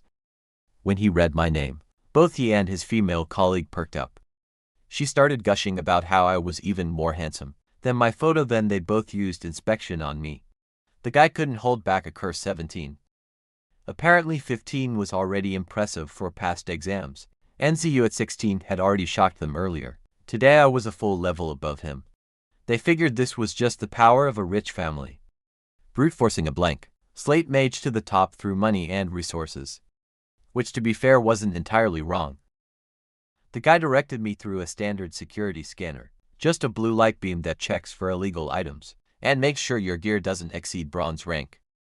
The instant that light touched me, the earth shield freaked out. A full spherical barrier materialized around me, blocking everything. The two security workers stared. It was just a scanner, a routine check. I stood inside the bubble, hand on my forehead, deeply embarrassed. Sorry about that, I said, dismissing the shield. Been training pretty hard lately. Nerves are a bit jumpy, reflexes. You know, I mentally scolded the earth shield. Can you please not panic over every little thing? I'm going to die of embarrassment before any monster gets me. It whimpered that it was just trying to protect me. I gave up arguing. I cleared security and walked through to a massive outdoor plaza, packed with exam candidates standing in groups. The moment I appeared, heads turned. Then Ziyu walked over with his entourage, crowd parting for him like he was royalty. 17, huh? Pretty high level, he said with a thin smile. I turned around. Oh, hey Ziyu, what do you want? He told me there'd be no one inside the exam to protect me. No dad soldiers, no safety net. He suggested I consider dropping out. A blank slate mage had no business being here anyway. I kept my expression flat. Thanks for the concern, but I'd worrying about yourself if I were you. If I bomb, that's expected. I'm a blank slate mage, but you're an S-rank genius. If you don't get a great result, where does that leave your dad's face? His fake smile froze. He opened his mouth, But nothing came out. The logic was bulletproof and he knew it. I walked away with my hands in my pockets, heading for a quiet corner of the rest area. His lackeys rushed to comfort him, calling me nothing but an empty shell, with inflated levels. They said he was destined for Tianlong Academy, while I'd be stuck in this city forever. Then Ziyu dropped what he thought was a bombshell. He told his followers that the Dragon Sequence class recruiter was here today, specifically for him. His groupies started falling over themselves, praising him, begging him to remember them when he made it big. He had no idea that recruiter was actually there, because my mom had forced my dad to drag him over, and that everything Ziyu was counting on was about to go sideways. The fireball was fuming about Ziyu's attitude. They wanted to burn him alive for looking down on us. I told it to wait, there'd be a chance to fight later. The Earth Shield immediately suggested we skip any PvP rounds. The fireball screamed at it for being a coward. I had to break up the fight again. A booming voice silenced the entire plaza. The chief examiner appeared on a high platform. Zheng Taejun, the vice commander of the city defense forces, nicknamed Iron Wall Mad Lion. He gave a short, harsh speech about how this was a battlefield, not a playground. Then he laid out the rules. Stage 1 Trial Tower. Massive black towers rose from the ground, each 30 floors tall. Every floor spawns different monsters. Clear a floor, earn 100 points. Rankings go by total points first, then speed for T-breakers. Only the top 200, out of tens of thousands of candidates, would advance to stage 2. The top 200 get teleported into a place called Mist Wasteland. A high-level wind mage creates a shrinking storm circle. From outside, touch it and you're shredded. Kill regular monsters for 10 points. Elite monsters for 20. But the fastest way to earn points: beat other candidates and steal all their accumulated points. Everyone gasped at that part. You could grind monsters all day, but one loss at the end means everything you earn goes to your opponent. He assured us nobody would actually die. Every candidate gets a soul protection buff. If you take fatal damage, the protection kicks in and saves you, but you're eliminated. I listened to all this without much reaction. Kill some monsters, maybe fight some people. Nothing complicated. I pulled out a bag of fire element snacks and got in line for my tower. Up in the VIP monitoring room, my parents and Zile were watching on giant screens. Dad had my tower feed blown up to fill the whole display. On camera, I was sitting cross-legged on the ground, eating snacks while waiting for the exam to start. The Dragon Sequence recruiter, Su Wenchang, looked at the screen and said, "Your son is pretty relaxed." Dad's face went slightly red. That's called being uncheckable. Like a mountain that doesn't flinch, even when the sky falls. Su Wenchang laughed. Haven't seen a kid this interesting in a while. Zile immediately had his son's feet pulled up alongside mine. On Ziyu's screen, he was standing with his staff. Intense expression, sharp eyes, ready for battle. The contrast between us was comical. Zhao Lei made a pointed comment about how Zhao Yu's attitude was proper. A lion uses full force even against a rabbit. He threw shade at certain people who treat the exam like an amusement park. Dad fired back that he looked ridiculous, being so serious about fighting weak monsters. My son's approach is called being effortless. You wouldn't understand. They started bickering. Su Wenchang stepped in to calm them down, diplomatically, calling us both impressive in different ways. Me, the relaxed genius. Jiayu, the disciplined honor student. But I noticed from the replay later that Su Wenchang's eyes kept drifting back to my screen. Apparently, in all his years recruiting for the most elite program in the country, he'd never seen anyone this chill before an exam. He was curious whether it was stupidity or something else entirely. The trial tower's first floor was a huge metal hall, about 1,000 square meters. A broadcast announced that monsters would arrive through a teleportation circle. In 60 seconds, basic supply crates with health and mana potions were available. On the right side, the fireball was bouncing around like a maniac, cackling about turning the place into a hellscape. I told it to stop acting like a villain. The Earth Shield quietly suggested it should be more calm and dignified. Like itself, the fireball shot back. "Calm like you so you can drag us underground again." The Earth Shield puffed up, insisting that was an accident. The countdown hit 05. Green-skinned goblins with rusty iron clubs stumbled out of the portal. Level 5, seriously? Level 5 goblins for someone at level 17. This was like swatting flies. "Go ahead, little fireball. Send them off. The fireball charged up with a terrifying laugh. At last crumbled to ash in the flames of boom. A massive earth wall erupted from the ground. Right in front of me. It blocked the fireball's path completely. My own attack slammed into my own wall and exploded. Harmlessly. The 5 goblins stood there looking confused. What was that human doing? Was this some kind of strategy behind the wall? Maya was twitching violently. The fireball lost its mind. Are you insane? I just delivered my whole crumble to ash speech. And you blocked me. Do you have any idea how embarrassing that is? The earth shield squeaked from behind its corner of the skill panel. I was just worried those monsters might hurt Master. Hurt him, those 5-level trash. Are you questioning my power safety first? And look, my wall blocked even your fireball. So that means I'm pretty strong, right? I will end you. I slapped my own forehead. My blood pressure was spiking. This is being broadcast to the entire city. Can you two please not humiliate me on live television? I took a deep breath and talked the earth shield through it. Its heart was in the right place, but 5-level goblins were not a threat. And if it absolutely had to use earth flow wall, at least wait until after the fireball had already launched. Coordination, teamwork. Basic stuff. The earth shield hung its head in shame.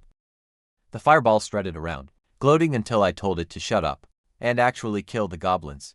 I dissolved the wall back into the ground. The goblins had finally worked up the courage to charge at me, screaming and waving their clubs.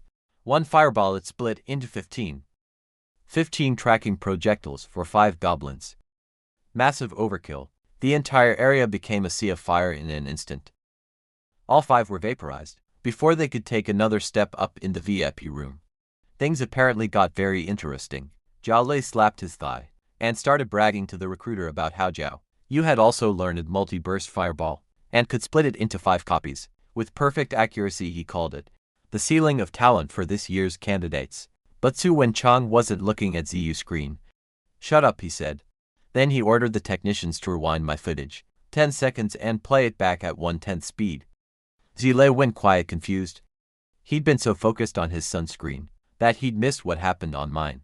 On the slow-motion replay, everyone in the room watched my fireball tremble in the air, then split apart 1 to 5/10.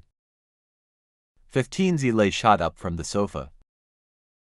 15, that's impossible. I blasted through the first wave without breaking a sweat. 15 fireballs for 5 goblins. Total overkill, but the fireball wanted to make a statement. What I didn't know was the chaos happening in the VIP monitoring room, upstairs apparently. Zile had just finished bragging about how his son, splitting 5 fireballs, was the ceiling of talent for this year's exam. Then Su Wenchang, the dragon sequence recruiter, told everyone to shut up and ordered a slow-motion replay of my footage. When they watched my fireball split into 15 on the big screen, Zile literally jumped off the sofa. He immediately accused my dad of cheating. He said Dad must have snuck me a skill scroll, some kind of cheat item. He demanded the security workers who checked me be brought in for interrogation. The 2 poor workers from the entrance were dragged into the VIP room, looking terrified. Jile interrogated them like a military tribunal. Had they been bribed, threatened? Were they covering for the Lin family? They swore on their lives that the check was completely clean. No scrolls, no illegal items. No violations. Then the male worker remembered something. Actually, there was one incident when our scanner beam turned on. Lin IMO instantly deployed an earth shield that blocked the light before it even touched him. It happened faster than the machine. He dismissed it after we explained what it was. Jali tried to use this against me somehow, arguing that a student who just awakened days ago couldn't possibly react faster than a machine. But the worker pulled up the security footage on a tablet. Jali grabbed it, watched it, and his face went completely still. No cheating, no scrolls. No illegal gear, just pure reflex. My earth shield activating on instinct, faster than detection equipment. The footage proved everything. The room went dead quiet. Su Wenchang waved the workers away and turned to my dad, genuinely impressed. He noted that I was performing at this level in both fire and earth systems, and doing it all without a staff. Barehanded casting. Every mage can technically cast without a staff, but it significantly weakens your output, since the staff helps channel spiritual energy and guide elements. Only mages with extreme confidence in their own control choose to go staffless. Doing it while splitting 15 fireballs was on another level entirely. Dad put on his best fake humble voice. Oh, don't praise him too much. The kid's just lazy. Couldn't even be bothered to bring his staff to the biggest exam of his life. In that regard, I have to admit, Zilei's son is more diligent than mine. Such a shame. Zilei's face turned black. He knew exactly what Dad was really saying. Your son needs a staff, and still can only manage 5 fireballs, while mine can't be bothered to carry one, and does 15 barehanded. Jolly growled that this was only the first floor, and there were 29 more to go. He wanted to see how long I could keep it up. Then, someone on the monitoring team noticed something odd. On my screen, I'd already cleared the second wave. But instead of waiting for the next one, I was doing something else. Is he building a wall after clearing the second wave? I had an idea why chase monsters around, when I could just trap them at the source. I had the earth shield. Build 6 walls around the teleportation circle, where the monsters spawn 6 perfect earth flow walls. 5 meters tall, forming a hexagonal cage. A giant pit with no way out. The earth shield was thrilled. Finally a job it could feel good about. Construction work instead of panicking. I praised it and explained the concept. This isn't just about safety, it's about teamwork. You trap them, your big brother blows them up. That's coordination. It lit up with happiness. The fireball naturally was unimpressed. It called the whole setup a pig pen, and complained that real warriors fight face to face. I explained the logic. Without this, you'd waste time aiming at scattered targets. Now they're all bunched together in one spot.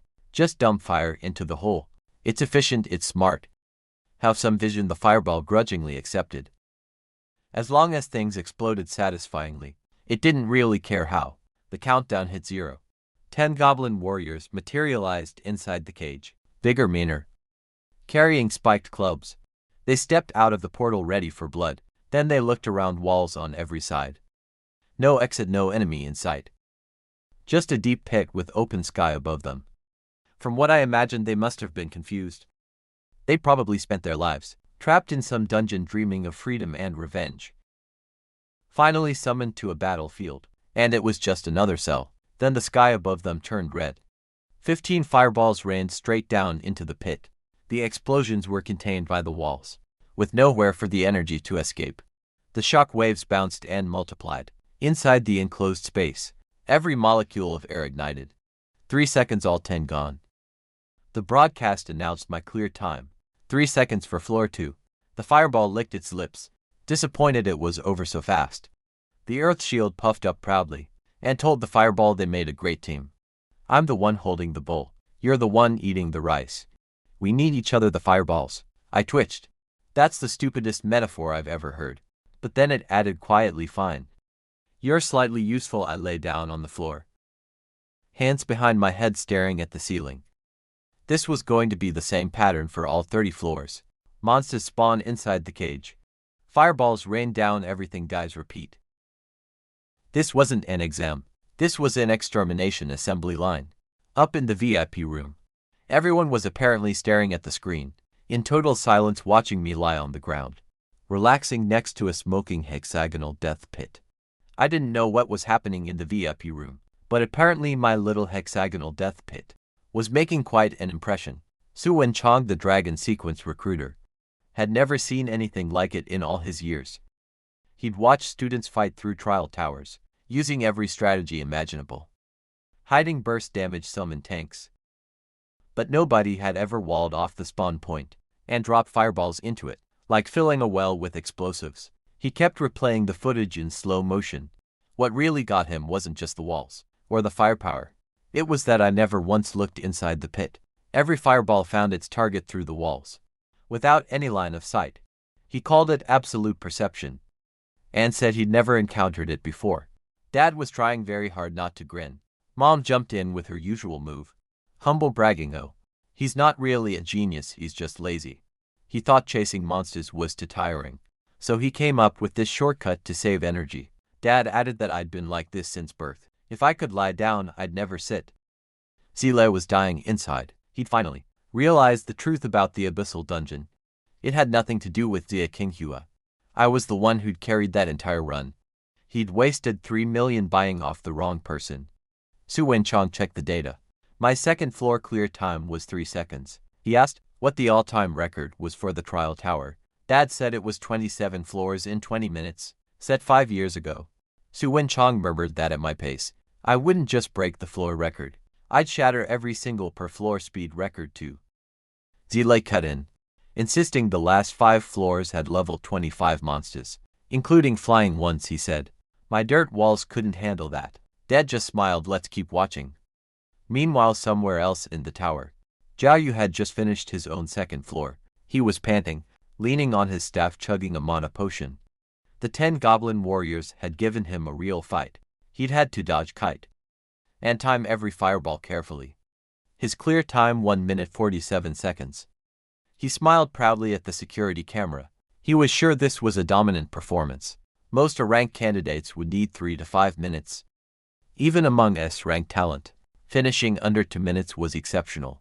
He figured he was crushing the entire competition. He looked at the camera and basically gave a victory speech. Dad, this is the power of an S-rank flame mage. The city championship is mine. He had no idea that in the same building, everyone in the VIP room was watching his triumphant pose on the big screen, right next to my footage showing a 3-second clear. Dad asked innocently, hey Zhao Lei, what's your son mumbling about over there? Zhao Lei's face went dark. He knew his son too well, that confident smirk. That chin-up angle, Zhao. You thought he was no one in the world right now. Normally Zhao Lei would have been proud. But sitting next to a replay of my 3-second annihilation, watching his son celebrate a 1 minute 47 second clear, like he just conquered the universe. Zhao Lei wanted to crawl through the screen and slap some awareness into his boy. The embarrassment was physical. The slaughter continued floor after floor. The same pattern. Monsters teleport into my hexagonal cage. Fireballs rain down everything. Dies 3 seconds per floor over and over. Skeleton soldiers, shadow panthers, shield-carrying orcs, didn't matter what came through. Nothing survived long enough to climb out of the pit. The fireball and earth shield had settled into a comfortable rhythm. The earth shield kept praising its big brother's power. The fireball acted cool about it, but started giving backhanded compliments about the walls being acceptable. They were almost getting along, almost. By 419 I'd hit level 18. Just 2 more levels until I could learn Lightning Strike. The fireball was already planning the hierarchy. Earth Shield handles defense. The future lightning skill runs errands. And the fireball just looks cool. The Earth Shield was excited about becoming a big brother. For once, then the broadcast announced floor 20. Level 22 monsters, including flyers. That was a problem. My cage had no roof. Flying monsters could just go over the walls. The Earth Shield immediately panicked and suggested we dive underground. My stomach flipped, remembering last time. Absolutely not unless it's life or death. Your big brother can handle flyers just fine. 10 gargoyles spawned, 9 normal. 1 elite with a dark red glow. They all took off immediately, wings beating hard to get above the walls. The fireball scoffed, my airspace is a no-fly zone. 15 fireballs split and tracked every target. The explosions were massive. 9 regular gargoyles vaporized instantly, but the elite survived 22 levels. Elite rank tougher hide. It came out charred but alive. A second fireball hit it, still not dead. Just a sliver of health left. Then both multi-burst fireball and regular fireball went on cooldown. At the same time, the elite gargoyle seized its chance. It burst out of the cage on damaged wings and dove straight at me. Red eyes locked on the earth shield. Screamed bloody murder. It leaked. Big brother, you let one through. A wall shot up between me and the gargoyle. Just before its claws reached me, it slammed face first into solid rock and couldn't break through. Nice reflexes, little earth. I knew I could count on you when it matters. I learned that. Praising the earth shield made it work even harder. The more valued it felt, the stronger its protective instinct became. Basic management reward. Good behavior. The earth shield was weeping with happiness. As long as I'm here, nothing touches master. The gargoyle recovered and tried to fly over the wall for an aerial attack. I looked up and met its eyes. Guess I have to do this myself. I raised my hand in a finger gun shape, pointing straight at it. Next life. Don't mess with someone who has cheats. The explosive spiral dragon shot charged at my fingertip, dark red compress spinning. One word, bang. A spiraling beam of fire punched clean through the gargoyle. Charred stone fragments scattered everywhere. Floor 20 cleared 9 seconds. I blew imaginary smoke off my fingertip. Not bad, a little excitement. But nothing we couldn't handle. After that close call with the elite gargoyle, my two skills started fighting again. The Earth Shield was furious at the fireball for letting one escape. It called it dereliction of duty and criminal negligence. The fireball got defensive, saying it hadn't expected the thing to be so tough. I broke it up and got to thinking about our actual problem. We lacked sustained area damage. Multi-burst fireball was devastating, but had a long cooldown without my special gear. One burst wasn't always enough for tougher enemies, and during that gap, flying monsters could escape the cage. My other skills were single target only. Then I remembered one of the skill books. The fireball had eaten blazing fire pillar, a mid-tier skill that stores fire energy underground and erupts as a high-pressure column of flame, perfect for area denial inside the cage. Hey fireball, remember that fire pillar book you ate? It had no memory of anything, except that the book tasted good. Forget the book then. Basically you push fire energy into the ground and blast it upward as a pillar. Try it. The fireball attempted it. A pathetic little flame sputtered up from the floor, maybe 30 centimeters tall, with a sound like a tiny fart. Failed. The fireball threw up its hands. See, can't be done. Not my fault. Then the Earth Shield spoke up timidly. Big brother, the ground looks flat, but to me it's full of tiny pores and channels. If you could push fire energy through those gaps, instead of forcing it straight down, that was it, the missing piece. Little Earth, can you share that perception with the fireball? You're both my skills. You should be connected at the source. The Earth Shield nodded nervously and reached out to the fireball. The fireball reluctantly agreed to experience the world. Through the coward's eyes, a strange wave pulsed through my skill panel. The fireball suddenly saw the ground, the way the Earth Shield did, full of microscopic tunnels and pathways. What the floor looks like this? It's full of holes. The notification came. The fireball had entered an enlightenment state, up in the VIP room. Su Wen-chang noticed what I was doing, and guessed correctly. I was attempting to learn the mid-tier skill, blazing fire pillar. Shally laughed out loud and called it ridiculous. 3 days since awakening and trying a mid-tier skill. He declared that if I actually pulled it off, he'd eat the monitor screen. Dad didn't hesitate. He called for his officer. Get me a wrench, a screwdriver, and a cutting tool. Also, grab a bucket of lubricating oil from the cafeteria, and 2 bottles of strong vinegar. Commander Z might need help washing it down. Mom turned away, shoulders shaking with silent laughter. Su Wen-chang tried to calm everyone down, calling them children. Then Jale doubled down. He demanded Dad make a matching bet. If I failed, Dad had to eat the screen instead. Dad agreed without blinking. If my son doesn't learn it, I'll eat it myself. Deal, deal. They were practically headbutting each other. Su Wen-chang gave up trying to mediate and slumped back into the sofa, muttering about how he was too old for this. Then he looked back at my screen. Beneath the floor around me, a faint, red glow was spreading and pulsing through the ground. He murmured to himself, is Zile actually gonna have to eat that screen? Floor 21. The broadcast warned that this level featured high mobility. Flying monsters. 60-second countdown. I sat there staring at the ground, waiting. The fireball was still in its enlightenment state, working with the Earth Shield's shared perception of the ground structure. It was learning to push compressed fire energy through the tiny channels and pores in the Earth's surface. The floor beneath me started glowing dark red, like magma stirring underneath. Then it happened. New skill, learn it. Blazing fire pillar, mid-tier fire skill. It creates glowing red circles on the ground, and after a brief delay, massive columns of high-pressure flame erupt from those spots at level 1. It could produce 5 pillars simultaneously, with 1 extra pillar per skill level. 15-second cooldown. The fireball was ecstatic. For the first time ever, it looked at the Earth Shield without contempt. Fine, you were somewhat useful this time. The Earth Shield blushed and deflected the praise to me. The fireball even admitted I wasn't bad for a lazy human, and promised we'd all share credit. When it eventually became a forbidden spell, I cut short the mutual admiration session. Work to do. While the Earth Shield built the hexagonal cage around the new spawn point, I opened my inventory. I still had leftover skill books from last night. The exam rules only banned one-use skill scrolls, not regular skill books. I fed every remaining book to my skills. Hundreds of thousands of dollars worth of knowledge. Devoured in seconds. Every fire and earth skill maxed out to level 18. Matching my current level. Including the brand new blazing fire pillar. At level 18, the fire pillar count was 22 simultaneous columns. 5 base plus 17 from leveling. 22 pillars of fire inside a sealed cage. With fireball rain from above, the countdown hit 0. 20 level 22 monsters crammed into the cage, half of them bloodthirsty bats.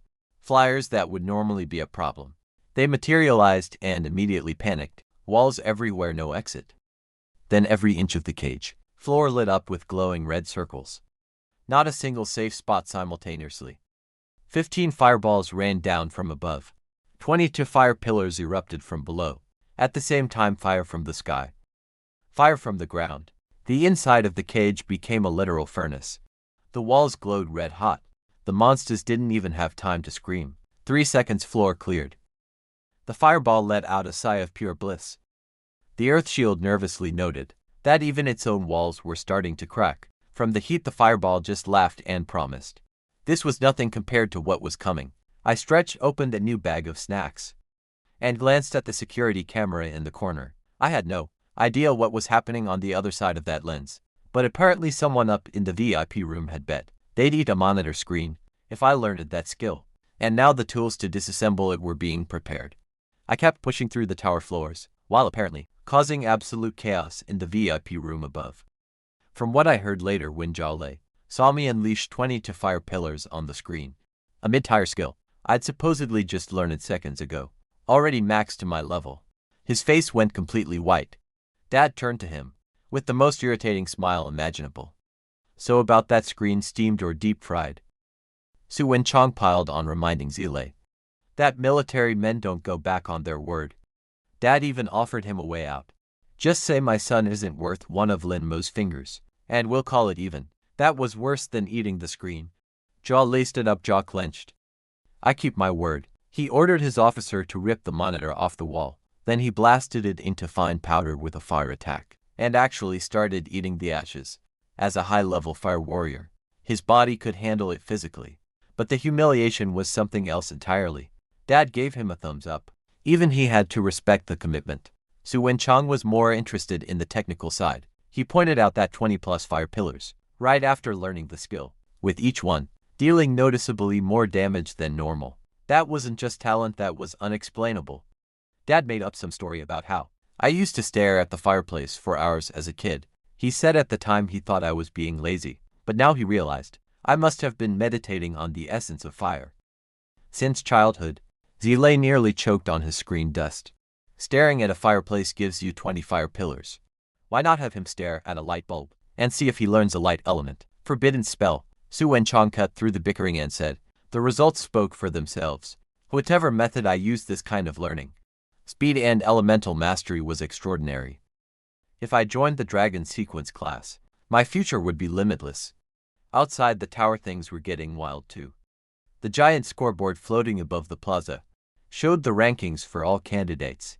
By this point, every single one of the tens of thousands of examinees had been eliminated except me and Ziyu. The board read: first place, Lin Emma, floor 23. Second place, Ziyu, floor 13. 10 floors apart, the crowd was losing it. People who'd been eliminated on floor 3 were staring up in disbelief. Some were questioning whether a blank Slate Mage could really do this. Others pointed out that no one would risk cheating. With the review committee watching, the ones who really enjoyed it were the people mocking Ziyu's followers, who'd been calling him the ceiling of talent. Just hours ago, ceiling. He's 10 floors behind. That's not seeing tail lights. That's not even seeing tire tracks. Can't wait to see Ziyu's face when he walks out and checks the scoreboard. Over by our car, Yihang was leaning against the hood, with her arms crossed, looking proud. Shirchu was crouching nearby, with a telescope he'd found somewhere, grinning at the screen. That's our young master. Jiaolei's kid. Can't even see the dust he's leaving behind. Yihang smiled. People only see his laziness. They don't realize it's the calmness that comes with absolute strength. Shirto glanced around at all the media crews, with their cameras pointed at the tower boss. Tomorrow's national headlines are going to be all about our young master. Yihan looked up at the tower, Stretching into the sky, of course they will. This little city was never going to be big enough for him. Outside the tower, Jiu finally stumbled out. Messy hair, sweat on his face, panting hard for 13, his final result. He was proud in past years. Barely anyone made it past 4. 10-13 was legendary territory. He straightened his back, ready to bask in admiration. Then his lackeys ran over, looking like they'd seen a ghost. He asked what was wrong. They couldn't answer. One of them quietly suggested. He checked the scoreboard behind him. He turned around, already smiling. Let me see my dominant first pla. Second place, first place. Lin Imo, current floor 23. He was 10 floors behind. His brain short-circuited. He stuttered about system bugs and cheating. One of his followers timidly mentioned that everyone had been watching. I'd basically one-shot my way through every floor. Ziyu screamed at him to shut up. He knew deep down that cheating was basically impossible. The consequences were too severe. Your entire family goes down. My family had no motive either. We were already rich beyond reason. Someone asked if I might actually clear all 30 floors. The all-time record was 27. Nobody in history had ever beaten the tower. Ziyu laughed coldly. 30 floors. If that blank slate mage clears the whole tower, I'll swallow those 2 stone lions at the entrance hole. No chewing, his followers cheered nervously. Meanwhile, I was inside floor 29. Desert terrain, sand everywhere. Wind cutting my face from floor 26 onward. Each level had different environments. No more simple metal halls. I just finished fighting dozens of desert poison, scorpions, armored shells. Burrowing attacks, extremely annoying. For the first time in the entire exam, I'd actually had to stand up and move around. I even used earth dive once to dodge an underground ambush. My walls had taken visible damage. Getting harder, I muttered, dusting sand off my pants. The fireball was thrilled. It loved the challenge and said, only this level of combat could forge a true, forbidden spell. The earth shield was traumatized and begging to go home. It missed my bed. The fireball exploded at the earth shield. For wanting to quit at the doorstep of the final floor, they argued I broke it up as usual. We're already here, one more floor besides. Remember that combination skill we haven't tested in real combat yet. The earth shield froze, then its eyes lit up. The lava wore armor, obsidian plates and molten rock covering my entire body. Massive defense boost, its attitude flipped instantly. You're right with that armor. What am I afraid of? Let's go. We must clear this. Anyone who quits is a coward. The fireball rolled its eyes. 5 seconds ago you were crying to go home. The scene shifted. A massive circular arena materialized around me. Towering empty stands on all sides. An atmosphere heavy with killing intent. Like an ancient gladiator pit. Floor 30, the final level. The broadcast echoed through the arena. Congratulations, candidate Linmo, on reaching the trial tower's final floor. This is the ultimate trial monster. Level 25 monster, count 50. Boss 1, good luck.